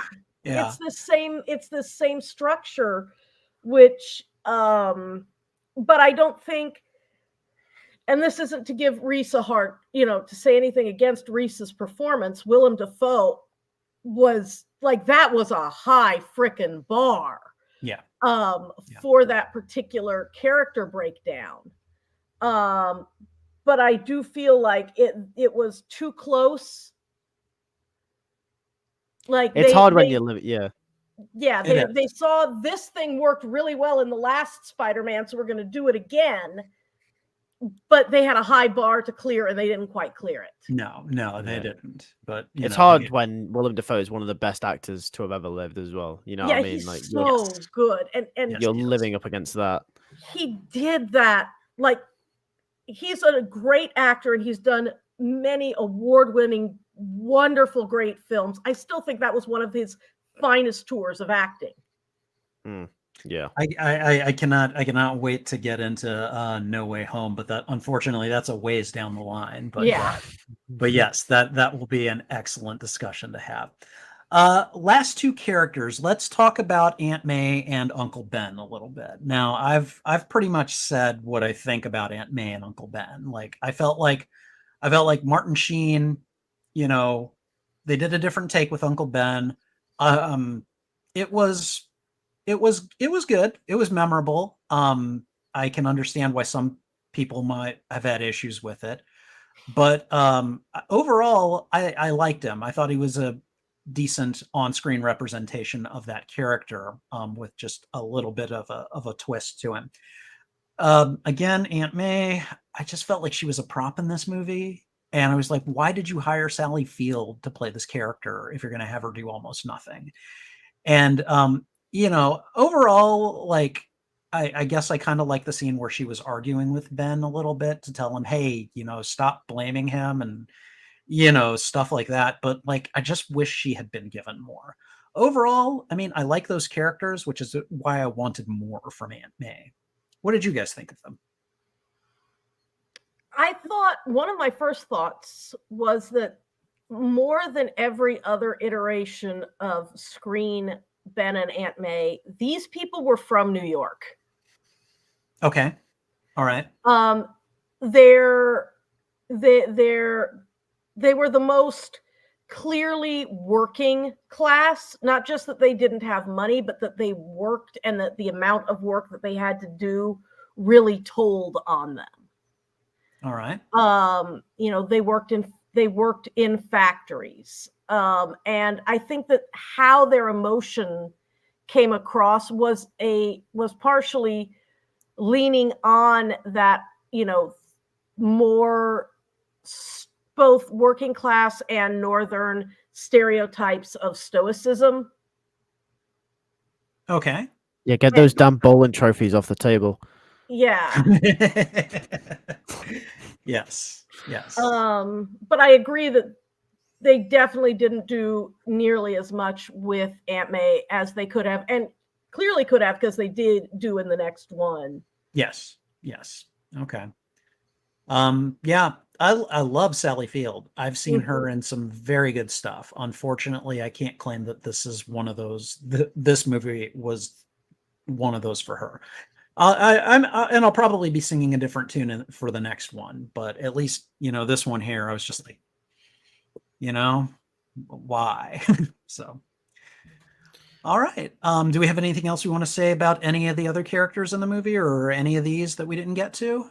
I will just say one on Uncle Ben in this movie. I much prefer this Uncle Ben to the Raimi one. Okay. Much prefer. Because and why is that?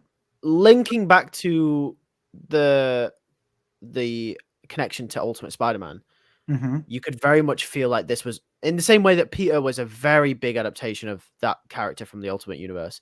You could definitely feel the tonality that they brought with Peter. They brought from Ben also, because Ben in the Ultimate Comics is a lot more like in the Raimi films, he's classic old wise man tells Peter, yes, do this thing and then you will success in life.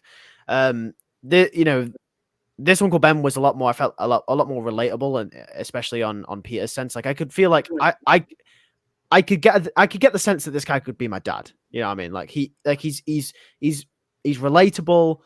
I think the chemistry Sheen and Garfield have had, especially in a few scenes towards the start of the movie, really cemented this for me. But he also gets killed off a lot later in this movie than he does in the Raimi movies, or at least he has a lot more screen time before his death happens. Yeah, he does. And I thought I like that more because I think it makes you feel more for Ben, and and we know the death is coming, but I think it gives the death more impact instead of just, oh, he's dead now, let's move on. Well, It wasn't like that for the Raimi movies at all. I won't, it was a very impactful death there, but I think I really liked how they handled Uncle Ben. I think he was great. I think if you think of, Raimi Uncle Ben as an analog to the comics, where like in the comics, Ben is generally venerated. He's a saintly man, can do no wrong kind of thing. And I feel like they kind of did that with the Raimi version of him. And then when you get to the Ultimate comics and this one, where I feel like Charlie or Martin Sheen is more of a analog of the Ultimate one.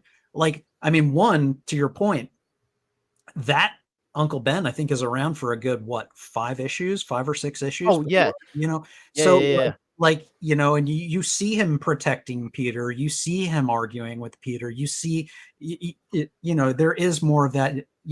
This guy feels a bit more real, a bit more lived in, whereas like again the Uncle Ben from 616 killed off Panel in the first story, and the power and responsibility thing, like that's what rings in people's ears about Uncle Ben. So no, I think you make a very good point about that. Now, the best way that I could describe it, I think, is that Uncle Ben no doubtedly is one of the most important characters in comic book history. However, I think the Ultimate Comics show us why he was, because they took the idea of Uncle Ben.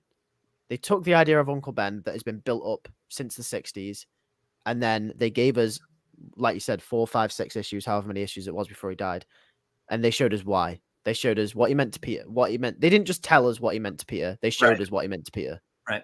And that's why I like the Ultimate. It's one of the reasons why the Ultimate Comics is some of my favorite comics ever made. One of the reasons why. I may have to pull those issues out and reread them in the near future, because I think I agree with you. So Spider-Man, the only thing Ultimates did right.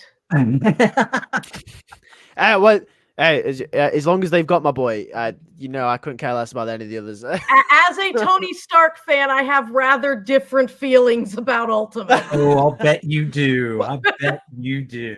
Well, we got the new Ultimate Comics coming. I mean, maybe we got the 2024 Ultimate Comics, launches. I think Ultimate Universe #1 is already out. I haven't read it yet, but hopefully as far as I know, is it out? I think it's out, isn't it? Or is it not out yet? Okay, well, I'm gonna have to scurry over to my comic shop now. I'll see you guys later. And then I'll also say, as a fan of Wanda and Peter, I really Pietro. Oh no! We don't talk about that. We don't talk about that. No, we don't talk about that. We don't talk about that. I thought you'd never read an X-Men comic. Oh no, I've heard about this one. This one's infamous. This one's infamous. I don't read X-Men for this reason. Okay, I'm joking. But this is not a normal X-Men thing. Okay. No, there really isn't. No. I'm actually planning to read X-Men #1 in this Ultimate Universe though, because it's a fresh start. Because obviously it's new stories, and I've always wanted to get into more Marvel comics and stuff. But I've never really known where to jump on with other characters, because Spider-Man I kind of know the ins and outs, and you know where to start if you're a Spider-Man fan. And I guess you guys are like that with other characters. But this new Ultimate Universe is honestly a godsend, because I can start Black Panther, Avengers, and X-Men, and I can, so I'm really excited. Actually, I'm gonna read all the series that come out. So let's talk about cinematography and special effects in the movie. Maenad has had a lot of positive things to say about the cinematography. I don't really have issues with the cinematography itself. My issue is the coloring. I have such issues with the coloring here. I feel like the movie is shot in one of those bars or taverns that you go into where the lighting is really dim intentionally, and so you just have a difficult time seeing things, and I feel like that, I mean, that was definitely done deliberately. But when you compare it to something like the Raimi movies, where everything is popping a little bit more, it's very clearly a comic book movie, or at least trying to be. I just feel like, for my just viewing experience, I just felt like at times like why is this so muted? Why is this so like why is the color so diluted here? And I mean like okay, I mean look at this compression shirt that I'm wearing, okay? I'm wearing the Andrew Garfield like Spider-Man compression shirt here. I like this shirt, but let me tell you something. When I first got it, I'm like, why is it just seems so uh faded, I guess. And it mirrored kind of exactly what I had felt when watching the first Amazing Spider-Man movie and the second one for that matter, just in terms of looking at the colors. Did you guys notice anything like that, or am I just insane? Yeah. I am? Okay. No. I mean, I noticed. Yeah. No. I noticed. I know exactly what you mean. I noticed Right, it as well. right. Yeah. No, I'll let Maenad go. Maenad go first. No, you go ahead. I've been starting a lot. You go ahead. I was just gonna say, yeah, no. I think it's done intentionally. I really liked it because I think I didn't like it at first because 10-year-old me was like, I need colors. But I can't. In fact, no. To be fair, I don't really like it now. Like you said, the Raimi movies are way more visually pleasing, Right. in a lot of different ways. But I think it works. But I also think there's this weird with the Amazing Spider-Man movie. I don't know if you got the impression, but there was this weird obsession with making it tonally and visually akin to The Dark Knight because The Dark Knight was heavily successful and showed that superhero movies could be very, very, very serious. So Yeah, then, I could see that. Yeah. because the Raimi movies came out at a time where superhero movies weren't really considered serious movies, if you know what I mean. Like they Oh weren't in yeah, that camp.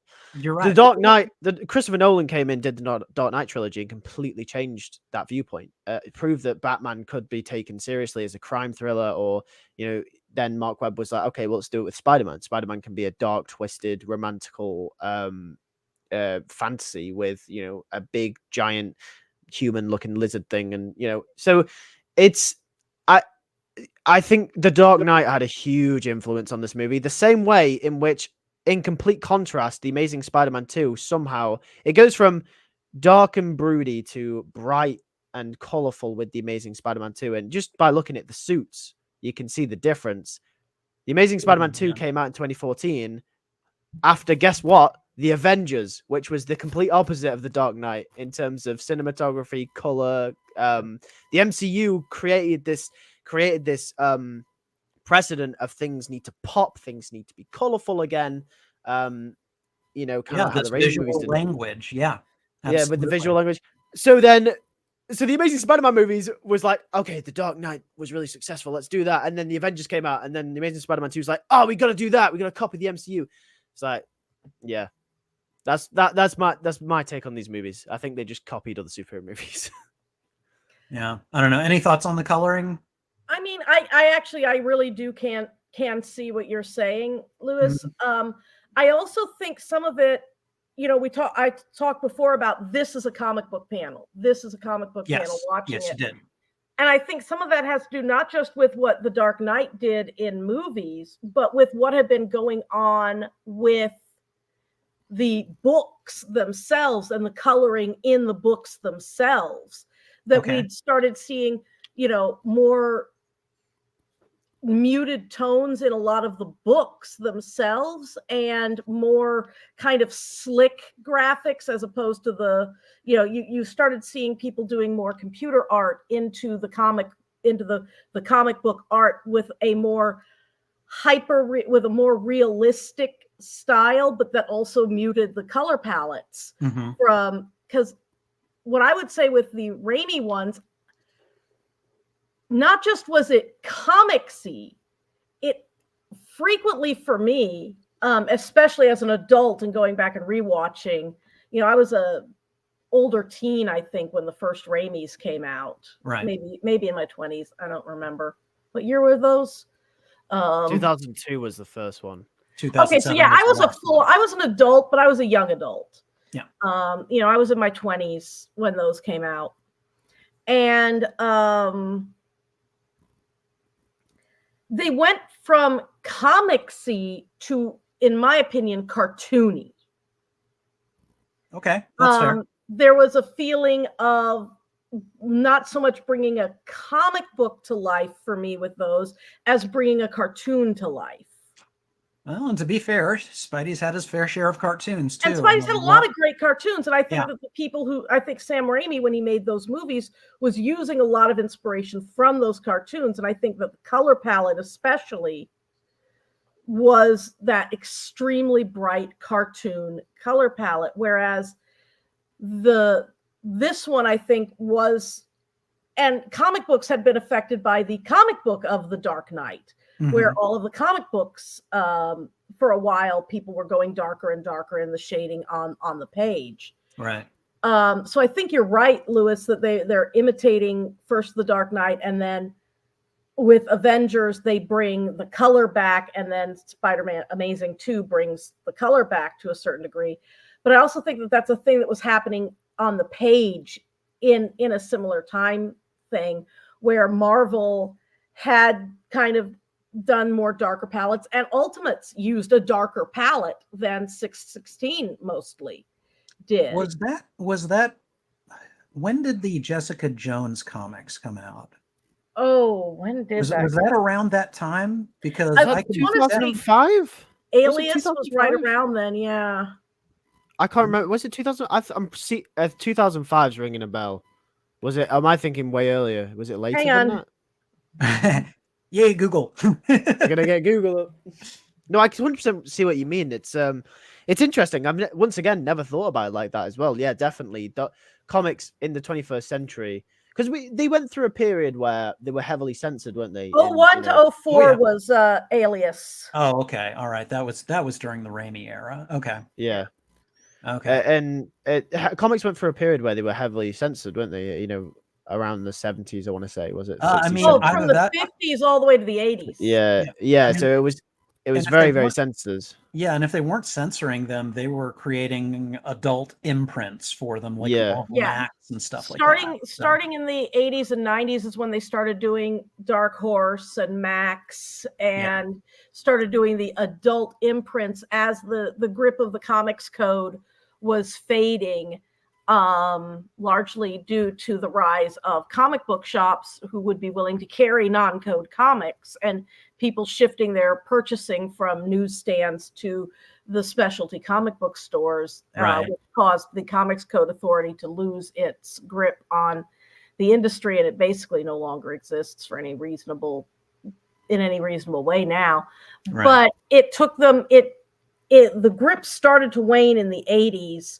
It took them until the 2000s, I think, to really realize we can get away with a lot. And it took them a while, as the authority was no longer the thing holding them back, of them pushing a boundary and seeing what happened, and pushing a boundary and seeing what they got, and pushing a boundary to figure out where comics could be and what they could be doing without that.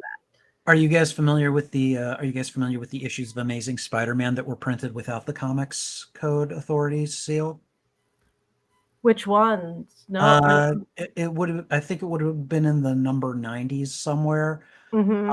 Basically, it was an anti-drug story essentially, and Peter's friend Harry was, he was basically like suffering through a drug addiction.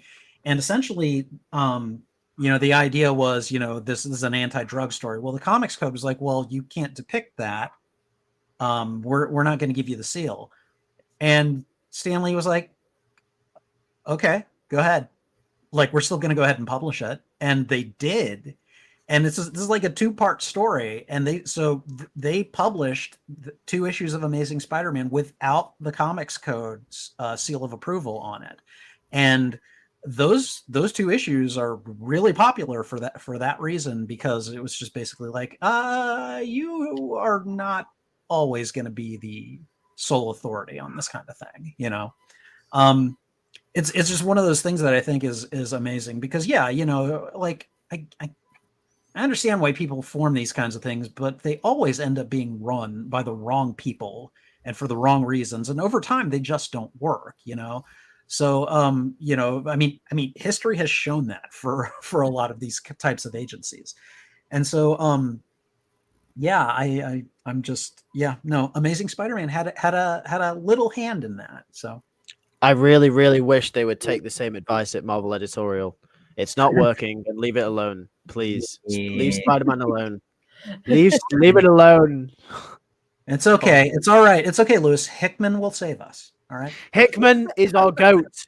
Hickman is the chosen one. He is. I'm banking every shred of happiness I have in 2024 on Jonathan Hickman. Oh, He is man. my Lord and Savior. That is a big bet.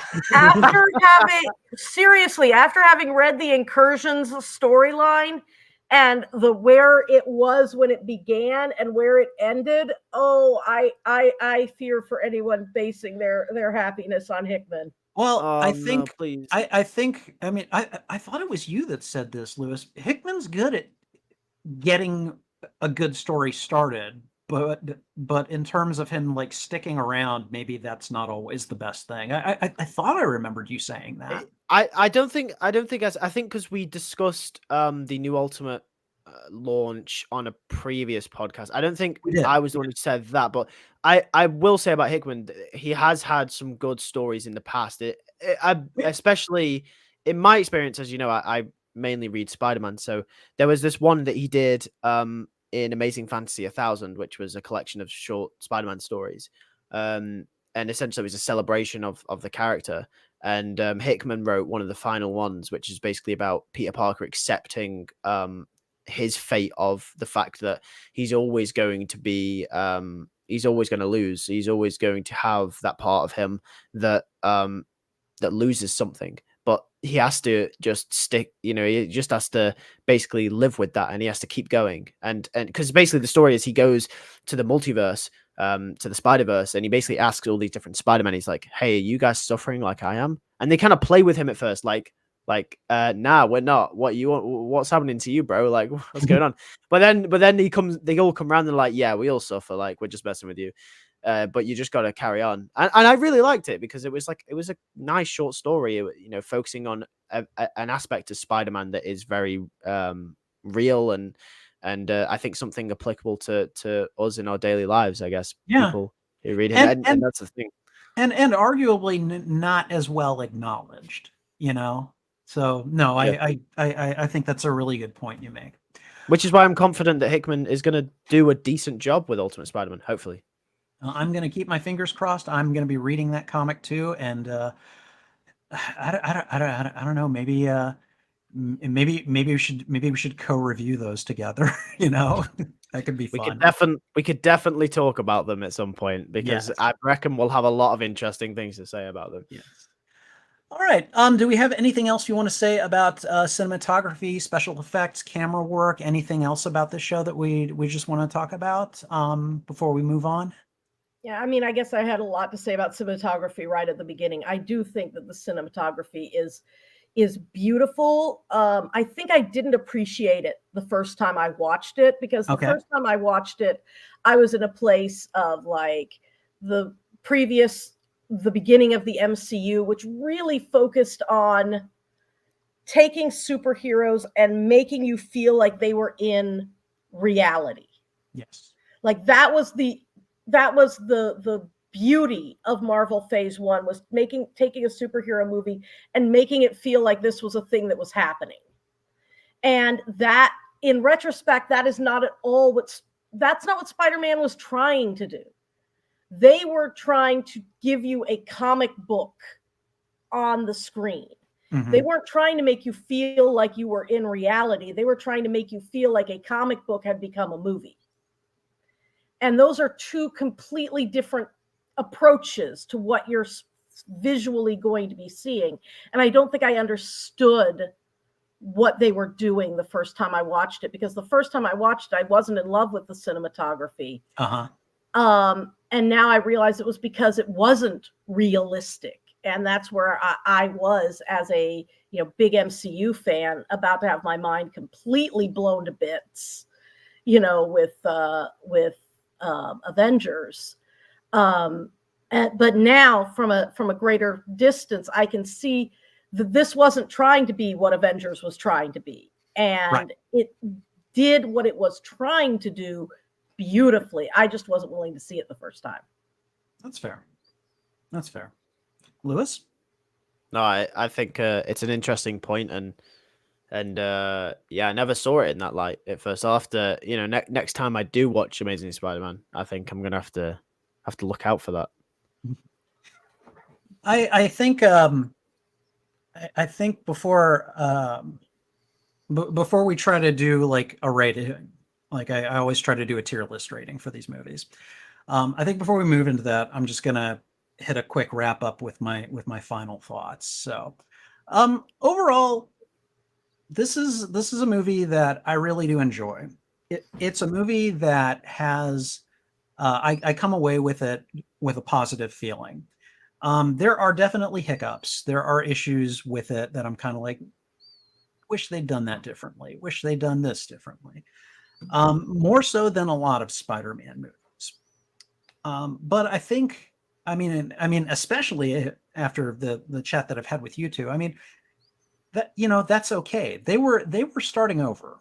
They had basically done one iteration. They had to they had to wipe the slate clean. Well, they didn't have to, but they did. And they were trying to do something markedly different from the Raimi trilogy. And I would argue on that front they succeeded. They definitely made a different experience. I do feel that this was the start of kind of studio executive involvement that started to kind of service the narrative in a way that wasn't beneficial. For instance, like Norman Osborn is brought up in the movie, but you never see him. You don't see him until the second movie, and I think it's only one scene. One scene, and then he's dead. And then he's dead.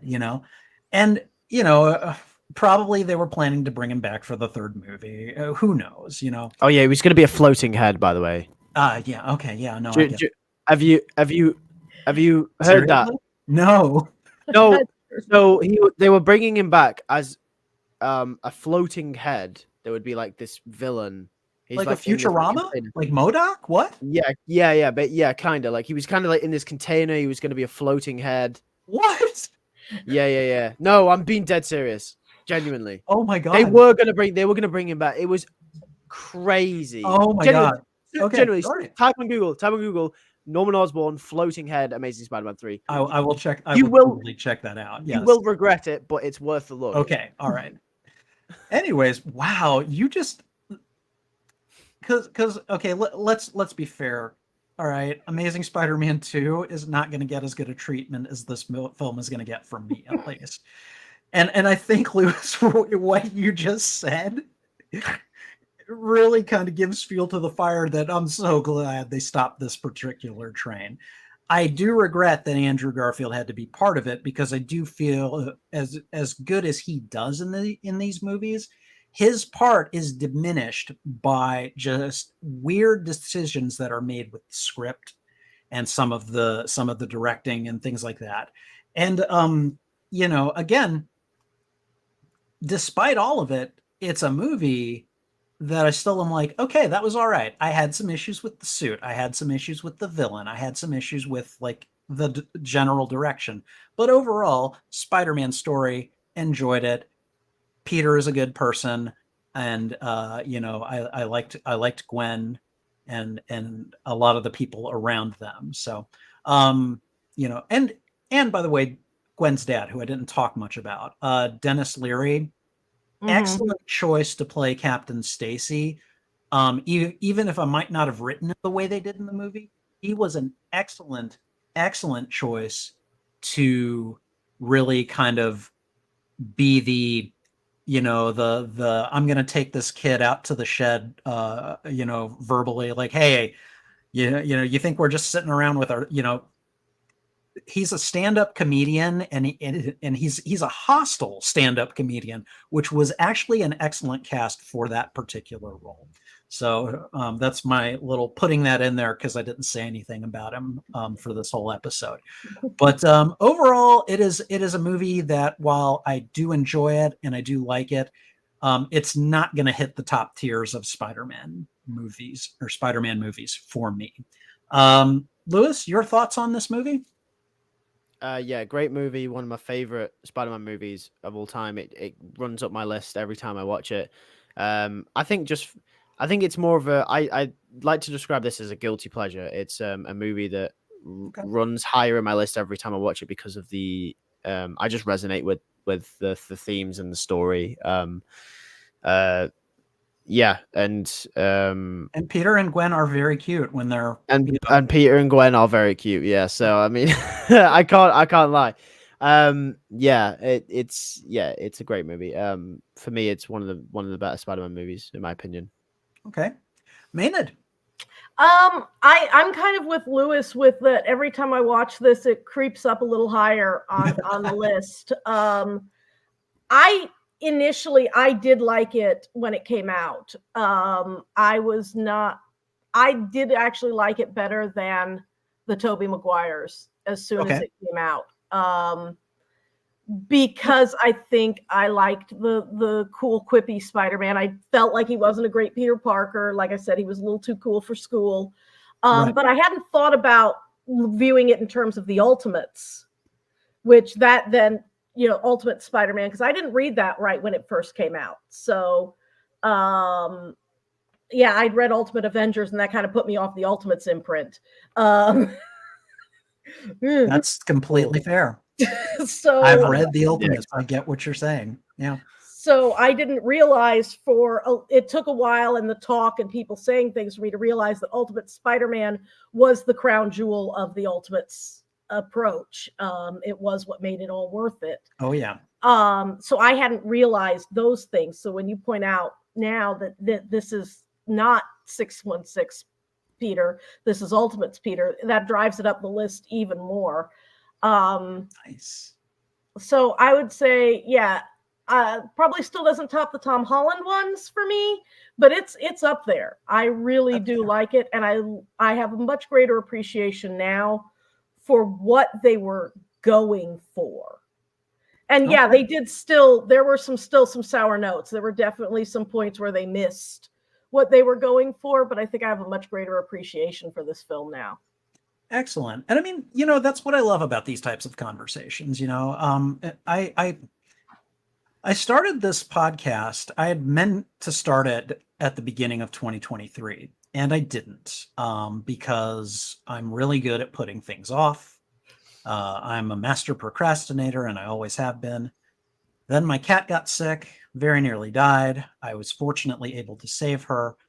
But I think shortly after she got better, I was just like, I need to kick myself in the butt and just do this. And by the time the year ends, I will have done 25 episodes of this podcast. And it has been so worth it simply because I get to have conversations like this with people like Maenad. You and I have been friends for years.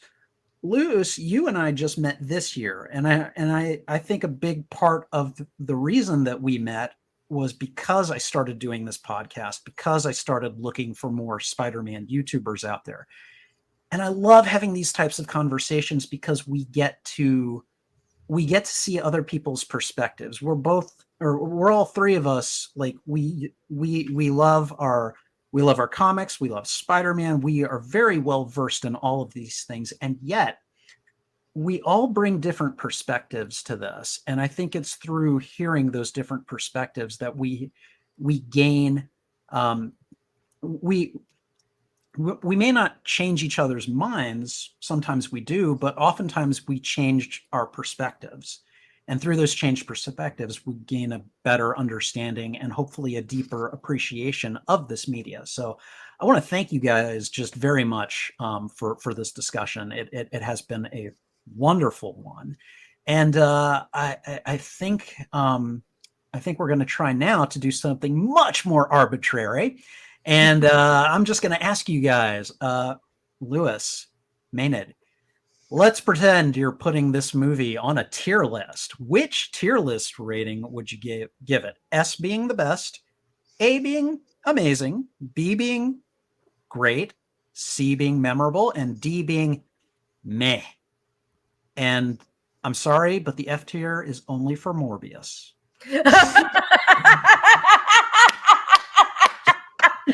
Oh wow! Oh, that was Yeah. such a bad movie. Yeah. Oh. Yeah. Yeah, Maenad and I went and saw that together, and we did. were both laughing throughout the whole thing because it That's was just- not good. I'm so sorry. I feel so bad for you guys that you had to go through that experience. Yeah. I mean, okay, look, we also went and saw the F4 movie together, so Okay, yeah, all right. Okay, Mhm. yeah, well, we Yeah, don't we- talk about the F4 movie. Yeah. We've been through some trauma, so Yeah, that's traumatic. Yep. But yeah, tier list. What rating would either of you give The Amazing Spider-Man from 2012? A for amazing. A for amazing. All right, Lewis or Yeah. Maenad? I think I'd also put it on an A list. All right. Okay. All right. So not quite top tier, but pretty close for you then, right? Yeah. Okay. All right. For me, this film straddles the line between probably a B and an A. And I think I haven't. I'm gonna do a podcast episode about the movies on a tier list. But that is long after I have reviewed and reacted to all of these movies individually. So it's going to be a while. So I think because that tier list is still so relatively unfilled that at least for now, I'm going to go ahead and put it in the B tier because I know I've got I think pretty much all of the Raimi movies are either S or A tier right now. So I reserve the right to change that, of course, and maybe I will by the time we get to that particular episode of this show. I don't know when that'll be. It'll probably be a good year from now at the soonest. So, because we're gonna review Craven the Hunter and Madam Web and Venom 3 as well. So, and we will review Morbius. I won't ask you two to do it because I don't want to revisit old traumas with you, but it will get reviewed. So, no, I do reserve the right to ask you, but you can refuse with no problem there. So, anyways, yeah, I think you know what I think of that one. But yeah, it's always fun to have someone to talk about movies with. So again, I want to thank Lewis Films and Maenad for discussing The Amazing Spider-Man with me in this episode. I hope you guys had fun. Did you? Absolutely. Yeah, of course. Yeah. No, thank you Excellent. very much. So I'm going to go ahead and start with Lewis on this particular question. What projects, socials, and so forth do you have going on in your lives? Where can people find you if you even want to be found? Just Lewis Films. It's where I It's the upload YouTube videos channel, like this. guys. Go for That's it. it. Yeah. Yeah. I don't really use other social media. I probably should, but I don't. Not that much You anyway. might get there someday, or you might not, and that's fine too. All right. Maenad? I've been pretty inactive social media wise, unfortunately, at the moment. I will probably try to be getting up again, and hopefully, maybe next time I visit you, I'll have something to talk about. But at the moment, I'm not really doing a lot on the media. That is okay, and I mean, like we all have ebbs and flows with activity. If I didn't have this podcast, I would probably be playing a lot of video games because again, my nephew got me to play Fortnite. Okay, Fortnite. So, all right. Well, thank you guys for being here, and thank you guys. Thanks for listening. Message is actually kind of awkward here, so I'm not going to say that. Sorry, doing the script. So, all right. So with that said, let's move on to the Web Spinners recommendation segment of the show. All right. So for this segment, you guys are going to see the direct evidence that my nephew visited me this weekend, because for this week's Web Spinners recommendation, I'd like to recommend the game Boomerang Foo, which is available on the Nintendo Switch, PC, PlayStation 4 and 5, and Xbox, whatever letters they've got out now. And I actually had kind of a ridiculous amount of fun playing this game with my nephew. In this game, you are some cartoon characters. I played as a cartoon banana, okay? And my nephew played as a donut. And we were running around on this little overhead map, and you are armed with boomerangs, and you basically square off against the computer or another person or whatever, and you're throwing boomerangs at each other and trying to kill each other. That's basically how it works. It is ridiculous fun. It's fairly fast paced, and I really found myself enjoying it. It is rated 10 plus by the ESRB, and I don't know. It was a lot of fun. I had never played it before, and now I'm actually considering going and getting it for, my Nintendo Switch or possibly even my PS5. So highly recommended. Check it out. If nothing else, go watch a video of someone playing it, and I bet you'll be like, that kind of looks fun. So Lewis, do you have any recommendations this week for my listeners to read, watch, play, or listen to? Yeah, I do actually. I've so kind of keeping it on topic with maybe the romance subplot of Amazing Spider-Man. Okay. Me and my girlfriend have been watching Euphoria. Now, I have never seen Euphoria. Please tell me more about it. It has a stigma online that it's very it's, I guess people say it's very substance heavy. Too substance heavy for its own good, but I'd argue that potentially that's what makes it so real, because there's moments where you're watching it and you're like, this is really cringy, or it's like really awkward to watch, but in that kind of sense, it emulates real life so well, and it's shot so beautifully. It's every shot, every scene has amazing lighting. There's always a lot of atmos, and it's got this vibe about it, and it takes teen drama to a whole new level of just like, wow. Like, it isn't Riverdale, you know what I mean? It is beautifully crafted narratively as well. Like, it's written with prowess, and it's shot with prowess as well. It's a really good show, and it took me by surprise, because I've always wanted to watch it. It's got Zendaya in it. I love Zendaya in the Homecoming trilogy, and I've grew up with Zendaya on Disney Channel, and I've always been a fan of her, and she's always been a pull for the show, but I never realized how good of an actress she actually is. This best performance I've seen from Zendaya ever, and it is incredible. And if I'm not mistaken, another one of the actresses on that show, Sydney Sweeney, is also going to be starring in a Spider-Man adjacent movie, Madam Web, next year. Sydney Sweeney will be in Madam Web as well, who plays Cassie in Euphoria. So yeah, a lot of Spider-Man connections in there. Nice. I've heard even Tom Holland has asked Zendaya, hey, I might like to do a guest role on there or something. So that'd be cool. That'd be really cool.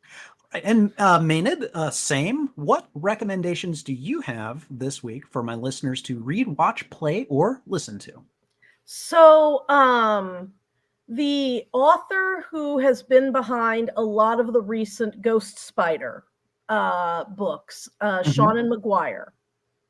Oh, I know that name. Oh, okay. Yes. Has a lot of books that she publishes traditionally.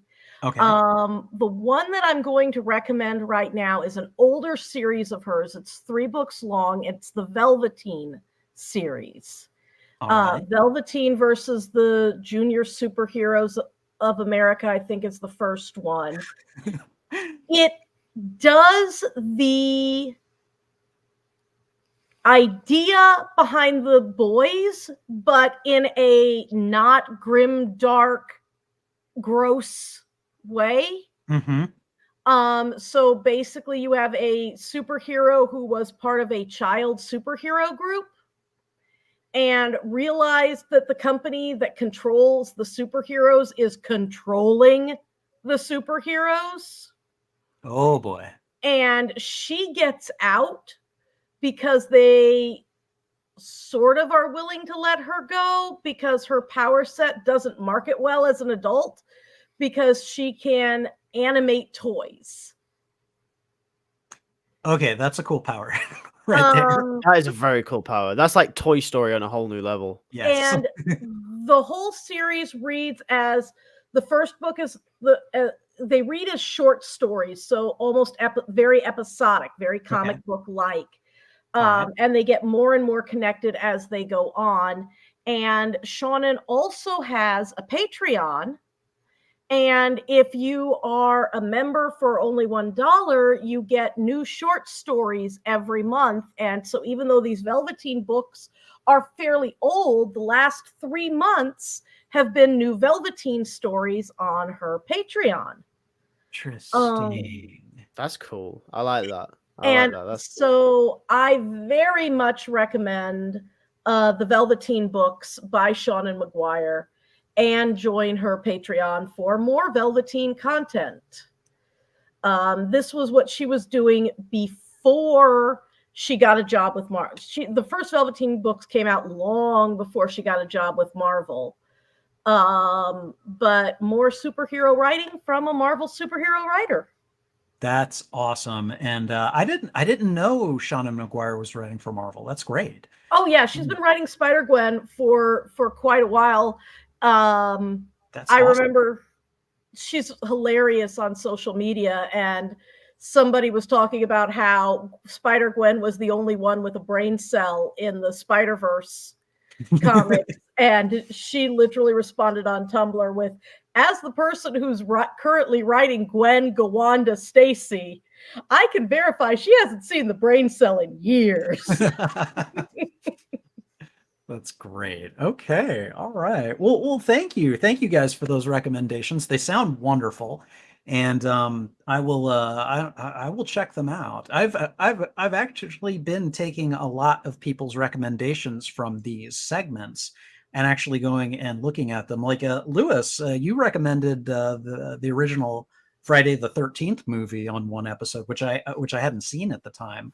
Like, I knew about it, but I hadn't watched it. I went ahead and watched it, and I was like, okay, this is good. As a horror film person, I can now say that I've seen the original Friday the 13th. So so yeah, like I take you guys' recommendations, and I at least explore them, even if I don't follow up on them. So all right, and I believe that brings us close to the end of the show. If you enjoyed this episode of The Webline, please be sure to like and subscribe to the podcast on my YouTube channel, simply named Spidey Librarian, where I also maintain a playlist of all podcast episodes. The Webline is also available on audio services, so when you see us on Spotify, Stitcher, Apple Podcasts, or another such service, please leave a review, a rating, and, where possible, follow us as well. I would like to add on that note, I've been a little slow getting the edits up to the audio services lately. So I think I'm 1 or 2 episodes behind. The Webline will be taking a break in December and January, and I'm going to use a lot of that time to catch up, just so you guys know. They will get there, but right now, if you want to see the most recent episodes, you got to come to my YouTube channel. So you can find me on my socials under the name Spidey Librarian on Threads, Twixter, as I'm now calling it, Instagram, right? Facebook, WordPress, and Twitch. And finally, if you'd like to shoot me an email, you can contact me at spideylibrarian@gmail.com, where I'll be happy to hear your thoughts, rants, and ideas. You never know. Your email might feature in an upcoming episode. Next Sunday, December 10th, will be another installment of Spidey Reads. I will again be joined by Aaron Garcia to talk about some of the more memorable holiday stories that have been told within the Spider-Man comics? Will there be a holiday swarm of little gremlins that Spidey will have to fight to save the city? Will someone have to die hard and fight off a bunch of Santa Claus-looking terrorists? Is there a real Santa Claus that has to battle the Grinch with Spidey's help in order to save Christmas? At least one of those is true. Which one is it? Well, you'll have to join us live next Sunday, December 10th, to find out. All right. Thanks again to Maenad and Lewis for joining me this episode. I really appreciate you being here. And thank you for listening. Until the next episode, I'll be wishing you a good day. Bye.